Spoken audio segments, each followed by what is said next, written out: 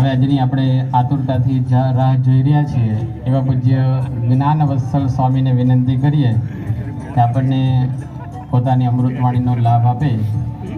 એમનો આજનો વિષય છે જીવનમાં સફળતા અને મૂલ્યો એવા એક અદ્ભુત વિષય ઉપર હવે આપણે પૂજ્ય જ્ઞાનવત્સલ સ્વામીને સાંભળીએ.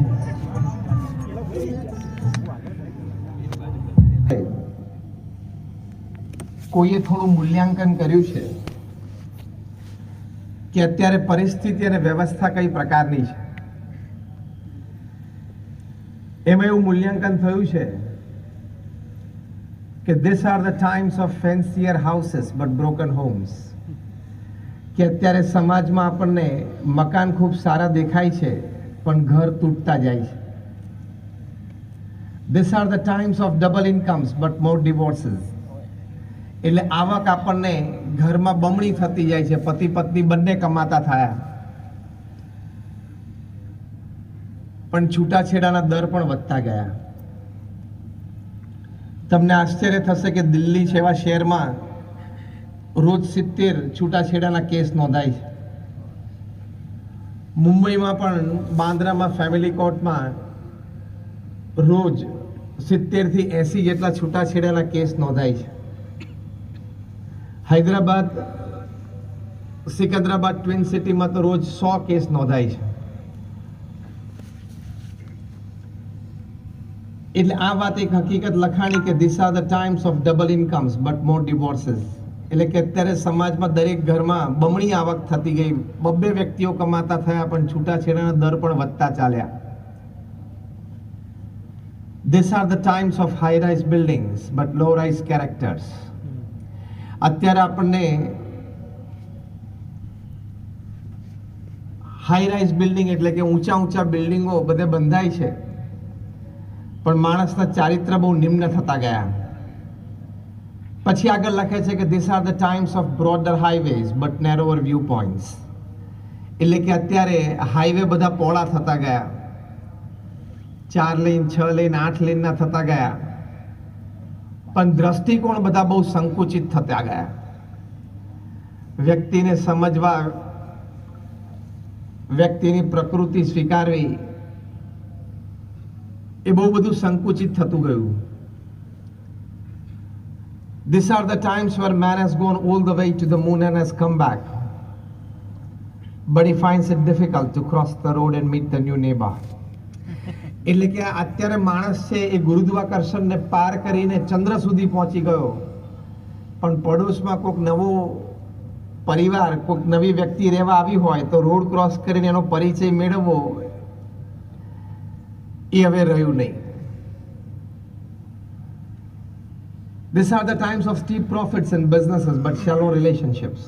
કે અત્યારે નોકરી ધંધા વેપારમાં ઘણી જગ્યાએ ઘણા સારા લાભ નફા થતા ગયા પણ સંબંધોમાં સ્વાર્થપણું ખૂબ આવતું ગયું. પછી છેલ્લે લખે છે the list is long but in short these are the times where we have much to show in the show window and nothing in the stock room. એટલે કે દેખાડવા માટે આપણી પાસે ઘણી બધી વસ્તુઓ છે પણ સ્ટોક રૂમ એટલે આપણા હૃદયમાં શુદ્ધ ભાવનાઓ, બુદ્ધિમાં પવિત્ર વિચારો બધા બહુ ઓછા થતા જાય છે. આવી એક વાસ્તવિક પરિસ્થિતિમાં જ્યારે આપણે જીવીએ છીએ ત્યારે આપણા જીવનમાં, વ્યક્તિગત જીવનમાં પવિત્રતા હોય, આપણા પારિવારિક જીવનમાં સમ સુહૃદ ભાવ, એકતા હોય, અધ્યાત્મ હોય, આપણા વ્યવહારિક જીવનમાં નીતિમત્તા અને પ્રામાણિકતા હોય, આપણા જાહેર જીવનમાં દરેક પ્રત્યે સદભાવ હોય અને આપણા જીવનમાં ભગવાન પ્રત્યેની શ્રદ્ધા અને ભક્તિ હોય. આ 5 મુદ્દા હોય ત્યારે આપણું જીવન પૂર્ણ કહેવાય. એવું જીવન જીવવું એ કઠિન તો છે પણ દુર્લભ નથી. જીવનની સફળતા અને મૂલ્યો એમાં રહેલા છે. બ્રહ્મ સ્વરૂપ પ્રમુખ સ્વામી મહારાજને વર્ષો પહેલા અમદાવાદમાં એક IAS થનાર યુવાને પ્રશ્ન પૂછેલો કે જીવનના અંતે મૃત્યુ નિશ્ચિત છે તો પછી જીવન જીવવાનો હેતુ શું છે? પ્રમુખ સ્વામી મહારાજે પોતાના શાણપણામાંથી, પોતાના અનુભવ પરથી અને શાસ્ત્ર કથિત અભિપ્રાયથી બહુ સ્પષ્ટપણે તે વખતે ઉત્તર આપેલો. પ્રમુખ સ્વામી મહારાજે કહ્યું કે જીવનના અંતે મૃત્યુ તો નિશ્ચિત છે, પણ જીવન જીવવાના 5 હેતુ છે. પહેલો હેતુ છે એ પોતાની સાંસારિક જવાબદારીઓ બરોબર નિભાવવી. બીજો હેતુ છે શાસ્ત્ર પ્રમાણે પવિત્ર જીવન જીવવું અને પોતાનું કાર્ય નૈતિકતા અને પ્રામાણિકતાથી કરવું. ત્રીજો હેતુ છે અન્યને મદદરૂપ થવું, સહકારની ભાવનાથી સમાજમાં જીવવું. ચોથો હેતુ છે ભગવાન પ્રત્યેની શ્રદ્ધા અને ભક્તિ દ્રઢ કરવા, અને પાંચમો હેતુ છે પોતાના આત્માનું કલ્યાણ કરવું. આ 5 હેતુથી જીવન જીવાય તો જીવનમાં સફળતા અને સદગુણો પ્રાપ્ત થાય. આ વાત પણ કઠિન છે, પણ દુર્લભ નથી. થોડા વિચારથી, પોતાના અભિગમો અને વર્તનમાં થોડા પરિવર્તનથી, થોડા સંત સમાગમથી અને સત્શાસ્ત્રના વાંચનથી આવા પ્રકારનું એક ઉન્નત જીવન, આવું સંતોષયુક્ત જીવન, આવું પ્રેરણાદાયી જીવન આપણે જીવી શકીએ છીએ. કારણ કે ભગવાને આપણને 70 થી 80 વર્ષનું જીવન આપ્યું છે. એ જીવનના અંતે આપણને તો સંતોષ થવો જોઈએ ને. આપણે જ્યારે આપણા જીવનના અંત સમયમાં હોઈએ ત્યારે તો આપણે આપણી છાતી ઉપર હાથ મૂકીને એટલું તો કહી શકવા જોઈએ કે yes, I lived my life, કે હું મારું જીવન જીવ્યો. એની માટે પ્રમુખ સ્વામી મહારાજે બતાવેલી આ વાત, પ્રમુખ સ્વામી મહારાજે પોતાના જીવન દ્વારા શીખવેલી આ વાત, અને આપણા મહાન ઋષિકારોએ, આ ઋષિ મુનિઓએ આપણને શાસ્ત્રમાં પોતાના અનુભવથી કીધેલી આ વાત એ આપણા જીવનમાં દ્રઢ થવી જોઈએ. આ પ્રમાણે આપણે ન જીવીએ તો it's a donkey life, dog life અને કેટ લાઈફ, એ પશુ જેવું જીવન થયું. આમ તો પૃથ્વી ઉપર રોજ 24 કલાકમાં 1.5 લાખ લોકો આવીને જાય છે. એટલે કે દર સેકન્ડે 2 લોકોનું મૃત્યુ થાય છે. 24 કલાક એટલે 86,000 સેકન્ડ, લગભગ 1.5 થી 1.25 લાખ લોકો દરરોજ પૃથ્વી ઉપરથી જાય છે. આપણે આ પ્રવચનની શરૂઆત કરી 10 મિનિટ થઈ, 600 સેકન્ડ થઈ, 900 લોકો પૃથ્વી ઉપરથી જતા રહ્યા. ટોળે ટોળા પૃથ્વી ઉપર રોજ આવે છે, ટોળે ટોળા પૃથ્વી ઉપરથી રોજ જાય છે. એટલે સ્વામિનારાયણ અક્ષરધામ ગાંધીનગર ખાતે પ્રદર્શન શરૂ થતા પહેલા જ બહુ જ સુંદર શિલ્પ મુકાયેલું છે. એક વ્યક્તિ પથ્થરમાંથી પોતાની જાતને ઘડી રહી છે. નીચે બહુ જ સુંદર વિચાર લખ્યો છે, જે આપણે બધાએ દ્રઢ કરવાનો છે. સુંદર, પવિત્ર, સંતોષયુક્ત, સફળ જીવન જીવવા માટે એમાં લખ્યું છે કે man is the maker of his own happiness. માણસ છે પોતાના સુખનો ઘડવૈયો છે. પછી લખેલું છે you are the sculptor, you are the chisel. તમે જ તમારા જીવનના ઘડવૈયા છો. તો 1.5-2 લાખ લોકો પૃથ્વી ઉપરથી રોજ વિદાય લેતા હોય, એમાંના એક હોવું એ તો સાહજિક અને રૂટીન છે. પણ આપણને સંતોષ થાય, આપણે કંઈક સમાજને આપીને જઈએ, આપણા જીવનમાં સુટેવો, સુસંસ્કારો એ દ્રઢ કરીને રહીએ, એને જીવન જીવ્યા કહેવાય. તો પ્રથમ વાત પ્રમુખ સ્વામી મહારાજે આ કરી કે પોતાની સાંસારિક જવાબદારીઓ બરોબર નિભાવવી. હવે આપણે બધા જ પોતાની સાંસારિક જવાબદારીઓ બરોબર નિભાવીએ છીએ. સંતાનોને આપણે શિક્ષણ સારું આપીએ છીએ,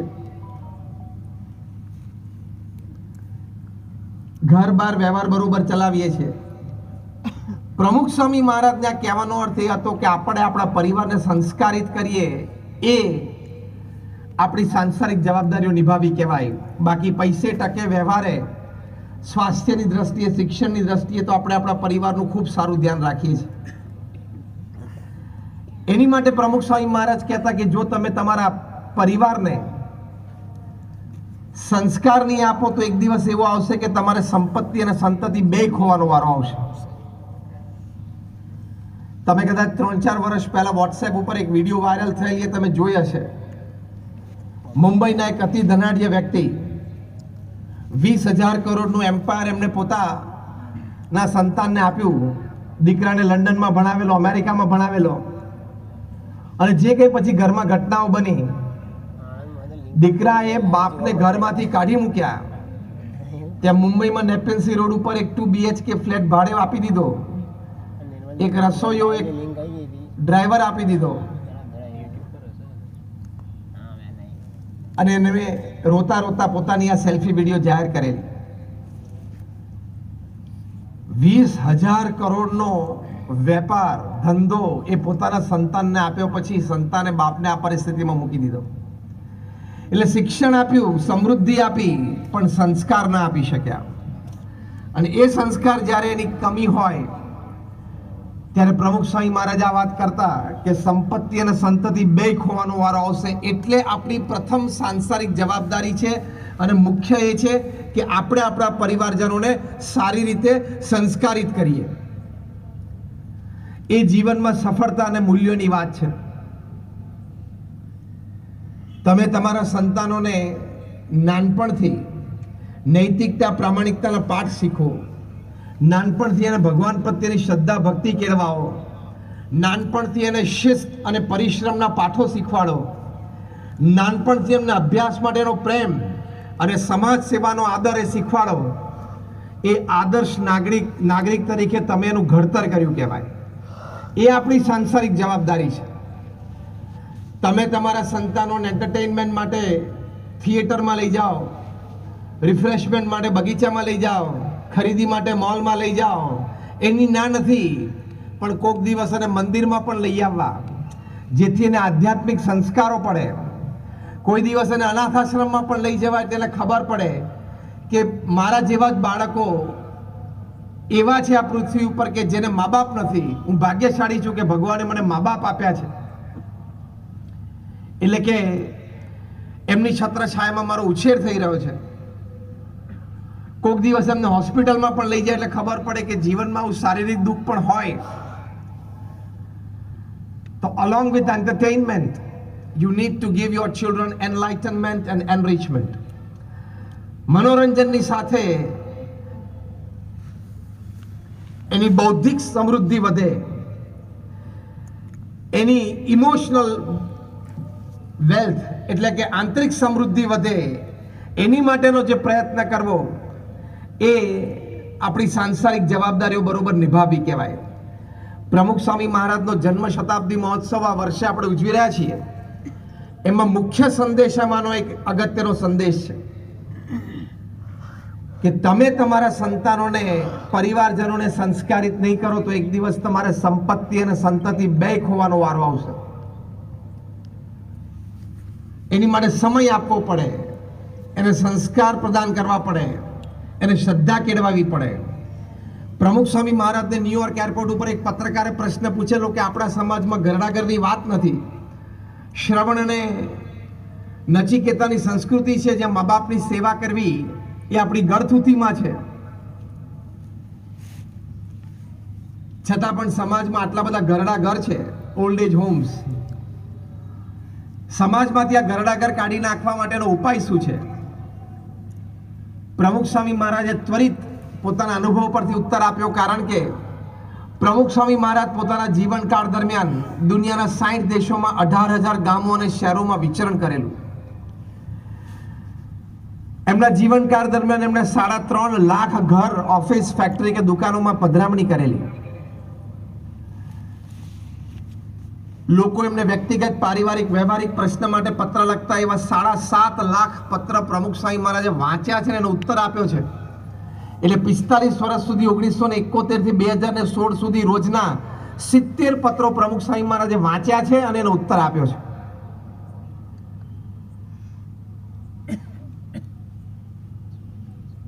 તેરસો સમાજ સેવા સંસ્થાઓ ઊભી કરી. પૃથ્વી ઉપર કદાચ કોઈ વ્યક્તિ એવી નહીં હોય કે 45 વર્ષના ગાળામાં 1300 હોસ્પિટલ, હોસ્ટેલ, સ્કૂલ, કોલેજ, સંસ્કાર કેન્દ્ર, કમ્યુનિટી સેન્ટર, હરિમંદિર, મંદિર અને અક્ષરધામ ઊભા કરે અને સમાજને એની ભેટ આપે, એ કાર્યાન્વિત હોય, સફળતાપૂર્વક સંચાલન કરતા હોય, એટલે કે દર 15મા દિવસે એક સમાજ સેવા સંસ્થાની ભેટ પ્રમુખ સ્વામી મહારાજે સમાજને આપી છે. દર 15મા દિવસે એક સમાજ સેવા સંસ્થાની ભેટ, દર 15મા દિવસે એક જમીન સંપાદન થવી અથવા મળવી, એ જમીન ઉપર શું કરવું છે, હોસ્પિટલ, હોસ્ટેલ, સ્કૂલ, કોલેજ, મંદિર, અક્ષરધામ એ નક્કી થવું. એ જમીન છે એ લીગલી લોકલ ગવર્મેન્ટ બોડીઝમાં પાસ થવી. પછી આર્કિટેક્ટ્સ પ્લાન ડિઝાઇન કરે, પ્લાન પણ લોકલ ગવર્મેન્ટ બોડીઝમાં પાસ કરવાના. BAPS એક NGO છે, નોન પ્રોફિટ ઓર્ગેનાઇઝેશન છે, એટલે ફંડ સમાજમાંથી ઊભું કરવાનું. પછી એ જગ્યાએ ખાતવિધિ થાય. એ ખાતવિધિ પછી ટેન્ડર્સ જે ડિશ આઉટ થાય, એમાંથી ટેન્ડર નક્કી થાય, એટલે એ પ્રમાણે બાંધકામ શરૂ થાય. જે કંઈ બાંધકામ કરવાનું એ બાંધકામ પૂરું થાય અને એનું ઉદ્ઘાટન સમારોહ થાય. 5-7 વ્યક્તિઓ જે એકદમ સમર્પિત જોઈએ સંસ્થા ચલાવવા માટે મળી જાય, બીજી 5, 15, 25, 50 વ્યક્તિઓ જે પેડ જોઈએ મળી જાય અને સંસ્થાનું ઉદ્ઘાટન થાય ને સંસ્થા સમાજ સેવામાં રદ થઈ જાય. આ જે મેં તમને વાર્તા કરી એ દર 15મા દિવસે પ્રમુખ સ્વામી મહારાજે પૂરી કરી, 45 વર્ષ સુધી. તમારામાંથી એ ઘણા શ્રેષ્ઠીઓ બેઠા હશે, કોઈ એક સંસ્થામાં ટ્રસ્ટી હશે, કોઈ 2 સંસ્થામાં હશે, કોઈ એક સંસ્થાના પ્રમુખ, ખજાનચી કે સેક્રેટરી હશે. તમને ખબર પડતી હશે કે સાંજ કેવી રીતે પડે છે, સંસ્થા ચલાવવા માટે નાના મોટા પ્રશ્નો કેટલા ને કેવા હોય છે. 1300 સંસ્થાઓ વન મેન શો પ્રમુખ સ્વામી મહારાજે ચલાવી. He was a one man organization. એક વ્યક્તિ સંસ્થા હતા. પ્રમુખ સ્વામી મહારાજ એક વ્યક્તિ સંસ્થા હતા. જે અંગ્રેજીમાં કહેવત છે કે organization is a lengthened shadow of its leader. કે સંસ્થા શું છે, પોતાના નેતાનો એક લાંબો પડછાયો. એ જે અંગ્રેજી કહેવત છે પ્રમુખ સ્વામી મહારાજના જીવનમાં સાર્થક હતી કે BAPS સંસ્થા પ્રમુખ સ્વામી મહારાજનો એક લાંબો પડછાયો હતો. આવું નેતૃત્વ એમને પૂરું પાડ્યું. સાથે સાથે અમારા જેવા 1200 સંતોને એમણે દીક્ષા આપી. તમારા 2 સંતાનોના ઉછેર કરવા હોય તો પણ તમારા દીકરા દીકરી 18-20 વર્ષના થાય ને કોલેજમાં ભણતા હોય ત્યાં સુધીમાં તો મા બાપ તરીકે તમે 10 વખત આમ હાથ પછાડીને બોલી ગયા કાના કરતા તો તું ખાલી જગ્યા પૂરો આની કરતા તો તું, અને પછી આપણે ઘણા બધા વાક્ય બોલીએ છીએ. અમને 1200 સંતોને પ્રમુખ સ્વામી મહારાજ દીક્ષા આપી. કોઈ સાથે પ્રમુખ સ્વામી મહારાજને ક્યારેય કોઈ પ્રકારનો પહેલા પૂર્વે કોઈ સંબંધ નહીં. જ્ઞાતિ જાતિ અલગ હોય, ભણતરનું સ્તર અલગ હોય, ફેમિલી બેકગ્રાઉન્ડ અને કલ્ચર જુદું હોય. આદિવાસીમાંથી પણ સાધુ થયા, અમેરિકાની હાર્વર્ડમાંથી MBA થયેલા એ પણ સાધુ થયા. એ બધાને ભેગા રાખવા, એક રેણી કેણીમાં રાખવા, એક સિસ્ટમમાં ચલાવવા એ સામાન્ય વાત નથી. આ 1200 સંતો છે, એમાંથી 750 થી પણ વધારે સંતો graduate, post graduate, chartered accountant, doctors ને એન્જિનિયર્સ છે. એમાંથી 150 થી પણ વધારે સંતો બોર્ન અમેરિકન અને બ્રિટિશ સિટીઝન છે. એમાંથી 50 જેટલા સંતો Stanford, Harvard, Carnegie melon, Yale અને કિલોંગમાં ભણેલા છે. આ નામ જ હું બોલ્યો યુનિવર્સિટીમાં, તમારા બધા ઘણા તો પહેલી વાર સાંભળ્યા હશે. આ બધી આઈવી લીગ્સ છે અમેરિકાની.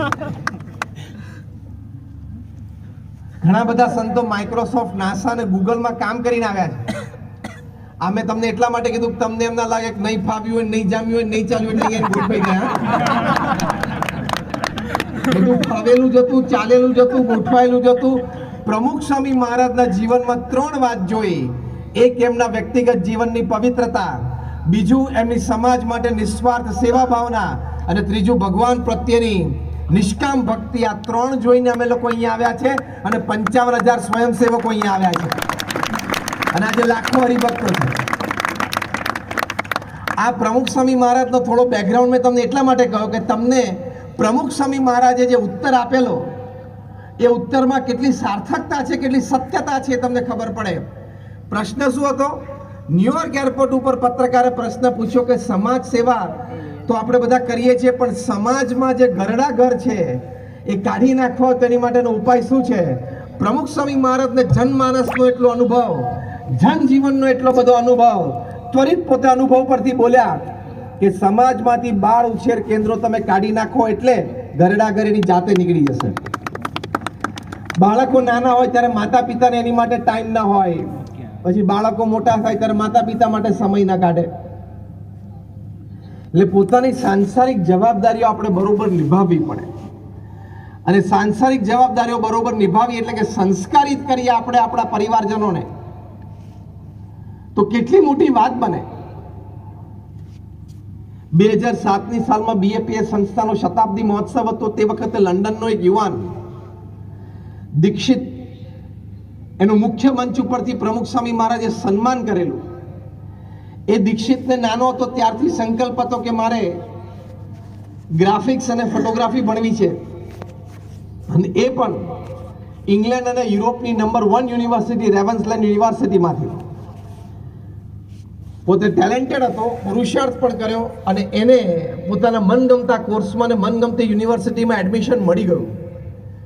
એટલે એના આનંદનો પાર નહોતો. પણ એવામાં જ એક અઘટિત ઘટના બની કે એના માતૃશ્રીને પેરાલિસિસનો સ્ટ્રોક આવ્યો અને એમનું અડધું શરીર નીચેથી એમના માતૃશ્રીનું પેરાલાઇઝ થઈ ગયું. હવે ત્યાં લંડન જેવું શહેર, ત્યાં તો સગાવાલા બધા હોય નહીં, વળી સિંગલ મધર સાથે રહેતો હતો, એટલે બધી સેવાની જવાબદારી આવી જાય, અને એવું સદ્ધર પરિવાર પર નહીં કે ફૂલ ટાઈમ નર્સ રાખી શકે. દીક્ષિતે ત્યાં યુનિવર્સિટીમાં મેલ કર્યો કે મારે ઘરે રહેવું અત્યંત જરૂરી છે, માટે હું આ એડમિશન જતું કરું છું, તમે ક્રમમાં કોઈ બીજી વ્યક્તિ આવતી હોય એને તમે એડમિશન આપી શકો છો. 2 વાર યુનિવર્સિટીમાંથી એને કોલ આવ્યો, પણ એને કહ્યું કે મારે અહીંયા રહેવું જ પડે એમ છે. 2 વર્ષ સુધી એના માતૃશ્રીને સેવા કરી. દરમિયાન એને ફિઝિયોથેરાપી પણ શીખ્યો. એમના માતૃશ્રીને 70-80% સારું થઈ ગયું. રેવન્સલેન્ડ યુનિવર્સિટીને ખબર પડી એટલે પાછી એને એડમિશનની ઓફર આપી. પણ શ્રવણની વાત આપણે શાસ્ત્રમાં સાંભળેલી, પ્રમુખ સ્વામી મહારાજે લંડનની ધરતી ઉપર આવા શ્રવણ તૈયાર કર્યા છે કે માતા પિતાની સેવા પોતાની કારકિર્દીના ભોગે, પોતાનું ભવિષ્ય જે પોતે સ્વપ્ન હતું એ બાજુ પર મૂકીને પણ પોતે કરે. પ્રમુખ સ્વામી મહારાજે આ દીક્ષિતનું સન્માન એ 2007માં મુખ્ય મંચ ઉપરથી 2-2.5 લાખ હરિભક્તોની હાજરીમાં કરેલું. તો આ પરિવારના સંસ્કાર કહેવાય. સાથે સાથે નાનપણથી તમે એને ભક્તિ સંબંધી પણ સંસ્કાર આપો. પરિવાર સંબંધી સંસ્કાર અને ભક્તિ સંબંધી સંસ્કાર. એની માટે BAPS સંસ્થામાં બાળ મંડળો ચાલે છે. તમને આશ્ચર્ય થશે કે આ ઉનાળાના વેકેશન દરમિયાન 5 મે થી 22 મે સુધી આ 15 દિવસના ધમધોકતા તાપમાં BAPS સંસ્થાના નાના નાના બાળકો અને બાલિકાઓ, બધા 10, 11, 12, 13 વર્ષના બધા નાના નાના બાળકો અને બાલિકાઓ, એ લોકો ઘરે ઘરે ફર્યા, ફેક્ટરીઓમાં ગયા, ઓફિસમાં ગયા, બેંકમાં ગયા, હોસ્પિટલમાં ગયા, કોર્પોરેટ્સમાં ગયા, અને ત્યાં જઈને બાળકોએ નિર્વ્યસની બધાને કર્યા, પ્રતિજ્ઞાઓ લેવડાવી. બાલિકાઓ હતા એ લોકો ઘરે ઘરે ફર્યા, વીજળી બચાવો, પાણી બચાવો, વૃક્ષ વાવો, જે વ્યસન મુક્તિનું કેમ્પેઇન ચાલ્યું. આશ્ચર્યની વાત, 40,000 બાળકો આ કેમ્પેઇનમાં જોડાયેલા, 14 લાખ લોકોનો સંપર્ક કર્યો, અને 4 લાખ લોકોએ વ્યસન મુક્ત થવાની પ્રતિજ્ઞા લીધી. આ બાળ સંસ્કાર સમાજ સેવા સંબંધી એ BAPS સંસ્થામાં અપાય છે. આપણા બાળકને આવા સંસ્કાર, પરિવારની સેવા સંબંધી વાત થઈ પહેલા, પછી સમાજ સેવા સંબંધી વાત થઈ, એ આપણે આપી શકીએ. આપણી સાંસારિક જવાબદારીઓ બરોબર નિભાવી કહેવાય. અને ભક્તિ સંબંધી સંસ્કાર, અમેરિકામાં હ્યુસ્ટનમાં BAPS સ્વામિનારાયણ સંસ્થાનો એક આશ્રિત પરિવાર, એનો નાનો એક 4 વર્ષનો બાળક નીરવ, એ તો પ્રી કેજીમાં ભણતો તો એક દિવસ ક્લાસમાં એના ટીચરે બધા નાના બાળકોને કહ્યું કે તમે કેટલા પરિવારજનો છો, ફિગર લખો. બધાને 1 થી 10 આંકડા શીખવાડી દીધેલા. એટલે બધાએ લખ્યું, એમાં નીરવે લખ્યું 10. એટલે એમના શિક્ષિકાને બહુ આશ્ચર્ય થયું કે આપણે તો અમેરિકાની ધરતી ઉપર રહીએ છીએ, કોઈ દિવસ સાંભળ્યું નથી કે કોઈના પરિવારમાં એક જ છત નીચે એક જ ઘરમાં 10 જણા રહેતા હોય. એટલે ફરી એક નીરવને પૂછ્યું કે આર યુ શ્યોર કે તારા ઘરમાં તમે લોકો 10 ફેમિલી મેમ્બર છો? તો કે આ 10 છીએ ને. એટલે આમને પણ બહુ આશ્ચર્ય થયું. એટલે ત્યાંથી જ ક્લાસરૂમમાંથી આ શિક્ષિકાએ નીરવના માતૃશ્રીને ફોન કર્યો કે અમે એક આવું લેસન આપ્યું, એમાં તમારા બાળકે લખ્યું છે અમે 10 પરિવારજન છીએ, તો તમે ઘરમાં 10 પરિવારજન છો? એટલે નીરવના માતૃશ્રીએ કીધું કે ના, અમે તો 4 જ જણા છીએ. નીરવ અને એની નાની બેન, હું અને નીરવના પિતા, અમે 4 જ જણા છીએ. ત્યારે આ શિક્ષિકા બેને કહ્યું કે આ નીરવે તો 10 લખ્યું છે અને મેં 2 વાર પૂછ્યું તો એને કીધું કે 10 જ છીએ. એટલે એના માતૃશ્રીને પણ આશ્ચર્ય થયું. એટલે માતૃશ્રીએ શિક્ષિકા બેનને કહ્યું કે તમે નીરવને ફોન આપો.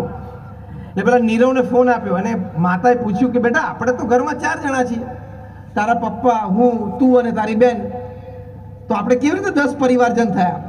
કે મમ્મી વી આર 10, આપણે તો 10 છીએ. તેને મમ્મીને બહુ આશ્ચર્ય થયું. ફરી વખત કહ્યું કેવી રીતે 10? ત્યારે નીરવે કહ્યું કે પપ્પા, પછી તમે એટલે મમ્મી, હું, બેન, શ્રીજી મહારાજ, ગુણાતીતાનંદ સ્વામી, ભગતજી મહારાજ, શાસ્ત્રીજી મહારાજ, યોગીજી મહારાજ અને પ્રમુખ સ્વામી મહારાજ. આ 2004ની સાલનો પ્રસંગ છે. આ 6 જણા આપણા ઘરમાં છે, ઘર મંદિરમાં છે. આપણે એમને થાળ કરીએ છીએ, આપણે એની આરતી ઉતારીએ છીએ. એ આપણા સ્વજન છે, ફેમિલી મેમ્બર છે. એટલે 4 આપણે અને 6 એ લોકો, આપણે 10 પરિવારજનો ઘરમાં રહીએ છીએ. આ ભક્તિ સંબંધી સંસ્કાર આ ઉંમરના બાળકને નાનપણથી પ્રાપ્ત થયા હોય, એ જીવનમાં હંમેશા એક આદર્શ પરિવારજન બનીને રહે, સમાજ સેવા પણ ઉત્તમ કરે, ભક્તિ સંબંધી સંસ્કાર પણ આ જીવન રહે અને આવતી પેઢી માટે એક ઉત્તમ નમૂનો દાખલો બનીને પોતે ઉભરી જાય. તો આ 3 પ્રકારના સંસ્કાર આપણા પરિવારજનોને આપવા એ પ્રમુખ સ્વામી મહારાજે પહેલી વાત કરી કે આપણે આપણા પરિવારજનોને સંસ્કારિત કરવા. બીજી વાત પ્રમુખ સ્વામી મહારાજે કરી કે નીતિમત્તા અને પ્રામાણિકતાથી આપણું કાર્ય કરવું. આપણે બધા નોકરી, ધંધો, વેપાર બધું કરીએ છીએ,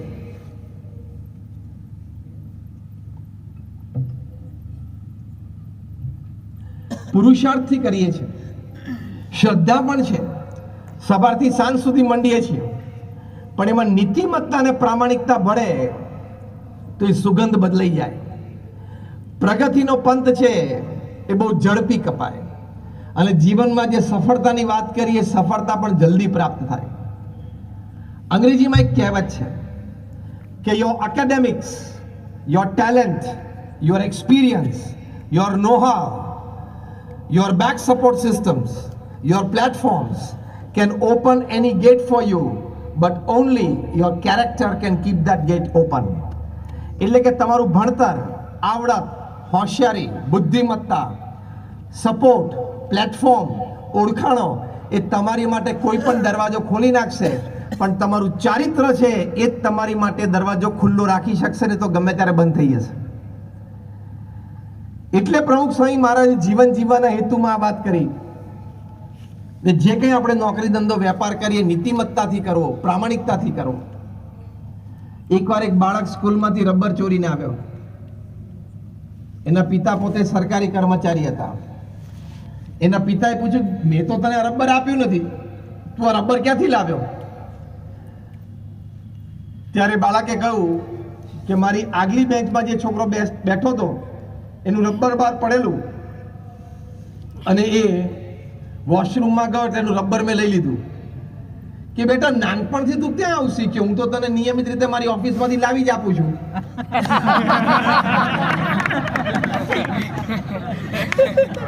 તું નાનપણથી આવું ક્યાં શીખ્યો? હું તો તને મારી ઓફિસમાંથી નિયમિતપણે લાવી આપું છું.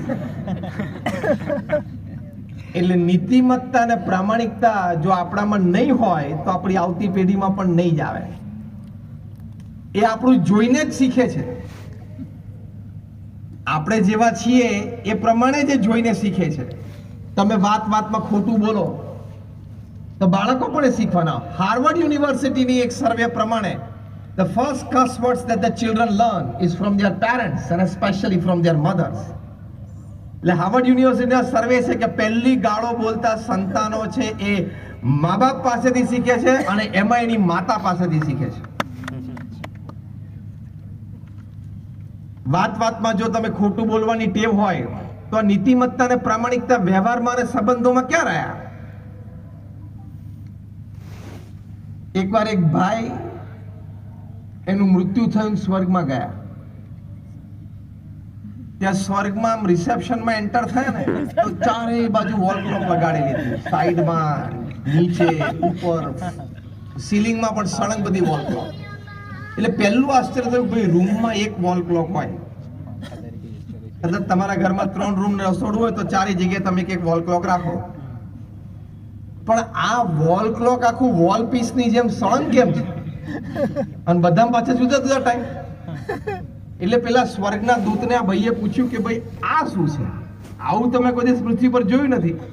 એટલે એમણે કહ્યું કે આ દરેક ઘડિયાળ છે ને પૃથ્વી ઉપર એક એક વ્યક્તિ સાથે સિંક થયેલી છે. જ્યારે ખોટું બોલે ને ત્યારે સેકન્ડનો કાંટો હાલે, પછી એકવાર ચક્કડું ફરે એટલે મિનિટનો કાંટો ચાલે, પછી એકવાર ચક્કડું ફરે એટલે પાછો આ કલાકનો કાંટો થોડો ચાલે. તો કે આ ઘડિયાળમાં 3 કાંટા બાર ઉપર, તો કે યુધિષ્ઠિરની ઘડિયાળ છે. એ જૂઠું નહોતા બોલ્યા. અને કે આ બીજી બધી ઘડિયાળમાં તો જુદા ટાઈમ છે. પછી ભાઈએ પૂછ્યું કે આમાં પરણેલા પુરુષોની ઘડિયાળો કઈ?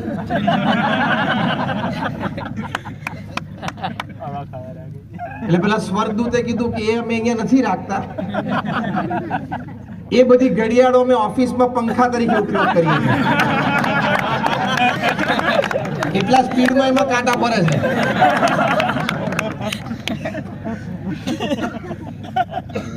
પછી બીજો પ્રશ્ન પૂછ્યો કે આમાં પરણેલી સ્ત્રીઓની ઘડિયાળ ક્યાં? તો કે એ અમે ઓફિસની બહાર જનરેટર તરીકે ઇલેક્ટ્રિસિટી જેનાથી પંખા ચાલે એમાં ઉપયોગ કરીએ છીએ. આ તો ખાલી દ્રષ્ટાંત, 2 ઘડી આનંદની વાત છે, પણ કહેવાનો શું, વાતમાં ખોટું બોલી લઈએ. આમ સાહજિક કંઈ ખોટું બોલે તો આપણે લાગતું નથી કે આપણે ખોટું બોલે. નીતિમત્તા, પ્રામાણિકતા જીવનનો હેતુ છે, એ પ્રમુખ સ્વામી મહારાજે શીખવાડ્યું. તો આપણે આપણા જીવન પછી 70-80 વર્ષે ગમે તે સમાજની વચ્ચે ઉભા રહીને ઉન્નત મસ્તકે જીવી શકીએ. ગમે તે 5-15 વ્યક્તિઓની હાજરીમાં આપણે છાતી કાઢીને ઉભા રહી શકીએ કે મેં જીવનમાં કંઈ ખોટું નથી કર્યું. પ્રમુખ સ્વામી મહારાજને પ્રશ્ન પૂછ્યો કે કયો વિચાર તમારા મનમાં હંમેશા રહે છે? પ્રમુખ સ્વામી મહારાજે કહ્યું જે વિચાર મને ક્યારેય નથી આવ્યો એવું કહું, and that was more interesting. પ્રમુખ સ્વામી મહારાજે કહ્યું કે કોઈનું પણ અહિત થાય એવો વિચાર મને જીવનમાં ક્યારેય નથી આવ્યો. કેટલી નીતિમત્તા, કેટલી પ્રામાણિકતા. 40 લાખ લોકોને જે વ્યક્તિએ વ્યક્તિગત મુલાકાત આપી છે પ્રમુખ સ્વામી મહારાજે, એ વ્યક્તિ એમ બોલે કે કોઈનું પણ અહિત થાય એવો વિચાર નથી આવ્યો. 1200 સંતો સાથે અનેક નાના મોટા કામ અને પ્રવૃત્તિ કર્યા છે. પ્રમુખ સ્વામી મહારાજ એમ બોલે કે મને કોઈનું અહિત થાય એવો વિચાર નથી આવ્યો. 55,000 સ્વયંસેવકો સાથે જેણે નજીકથી કામ કર્યું છે, અનેક વ્યવહારિક પ્રસંગોમાં સાથે રહ્યા છે, એ વ્યક્તિ પ્રમુખ સ્વામી મહારાજ એમ બોલે કે કોઈનું પણ અહિત થાય એવો વિચાર મને ક્યારેય નથી આવ્યો. અને બોલ્યા આપણને એમના જીવનમાંથી, એમના વિચારો, એમના અભિગમો, એમના વર્તણૂકમાંથી આપણને શબ્દોની પ્રતીતિ આવે. તો આ નીતિમત્તા અને પ્રામાણિકતા, એનું ધોરણ આપણા જીવનમાં ઊંચું હોવું જોઈએ. ચોરી કરતા તો બધાને આવડે છે, ખોટું બોલતા તો બધાને આવડે છે. તમે જો બહુ નાનું છોકરું હોય ને, એ કંઈક ધમાલ કરતા પકડાઈ ગયો ને તો કે હું નતો. એટલે ખોટું બોલતા અને ચોરી કરતા તો પૃથ્વી ઉપર બધાને આવડે છે.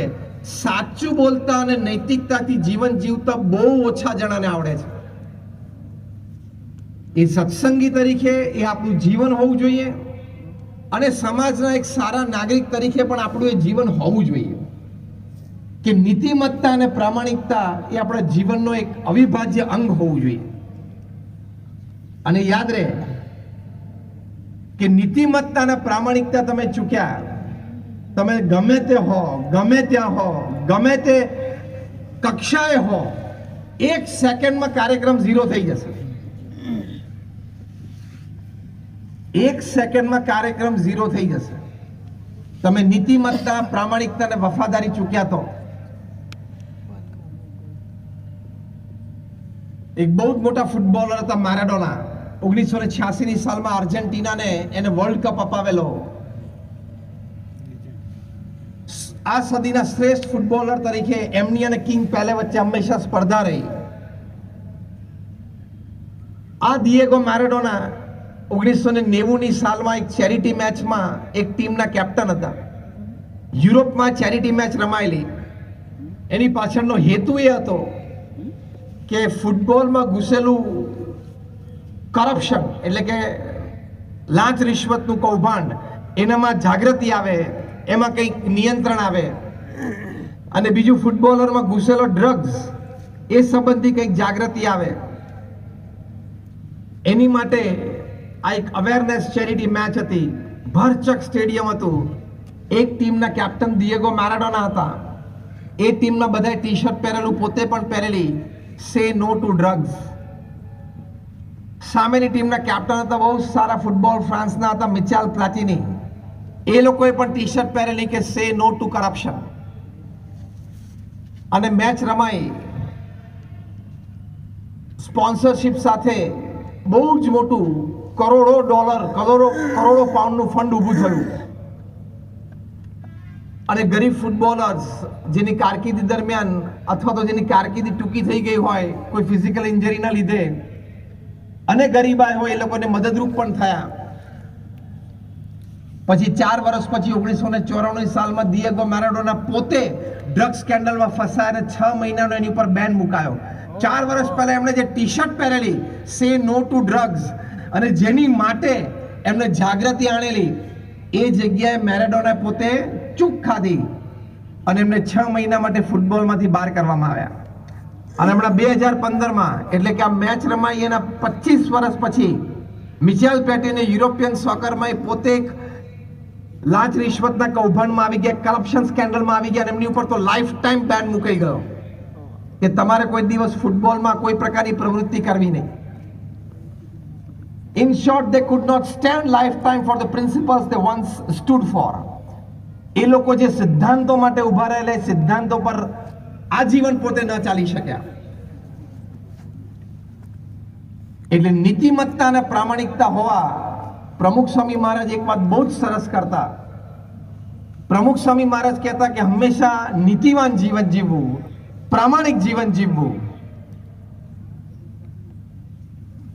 અને નીતિમત્તા અને પ્રામાણિકતા હોય તો તમારામાં આવડત હોશિયારી ઓછી હોય ને તો પણ તમારી પ્રગતિ થાય.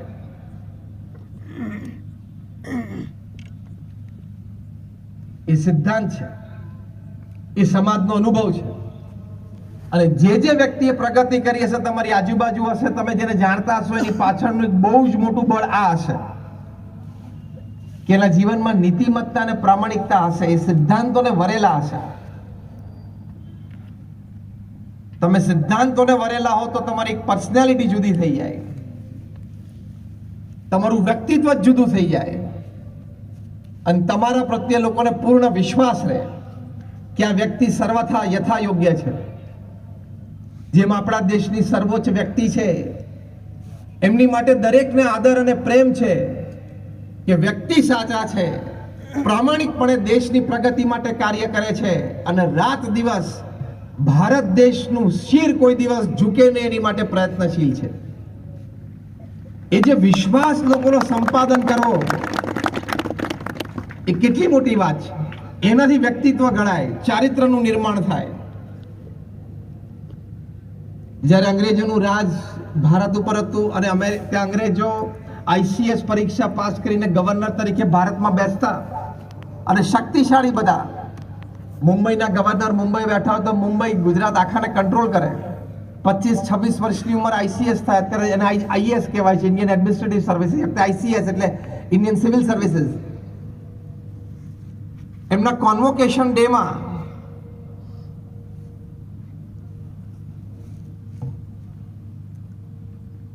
ઇંગ્લેન્ડના તે વખતના પ્રધાનમંત્રી શ્રી વિન્સ્ટન ચર્ચિલ એમને વાત કરતા.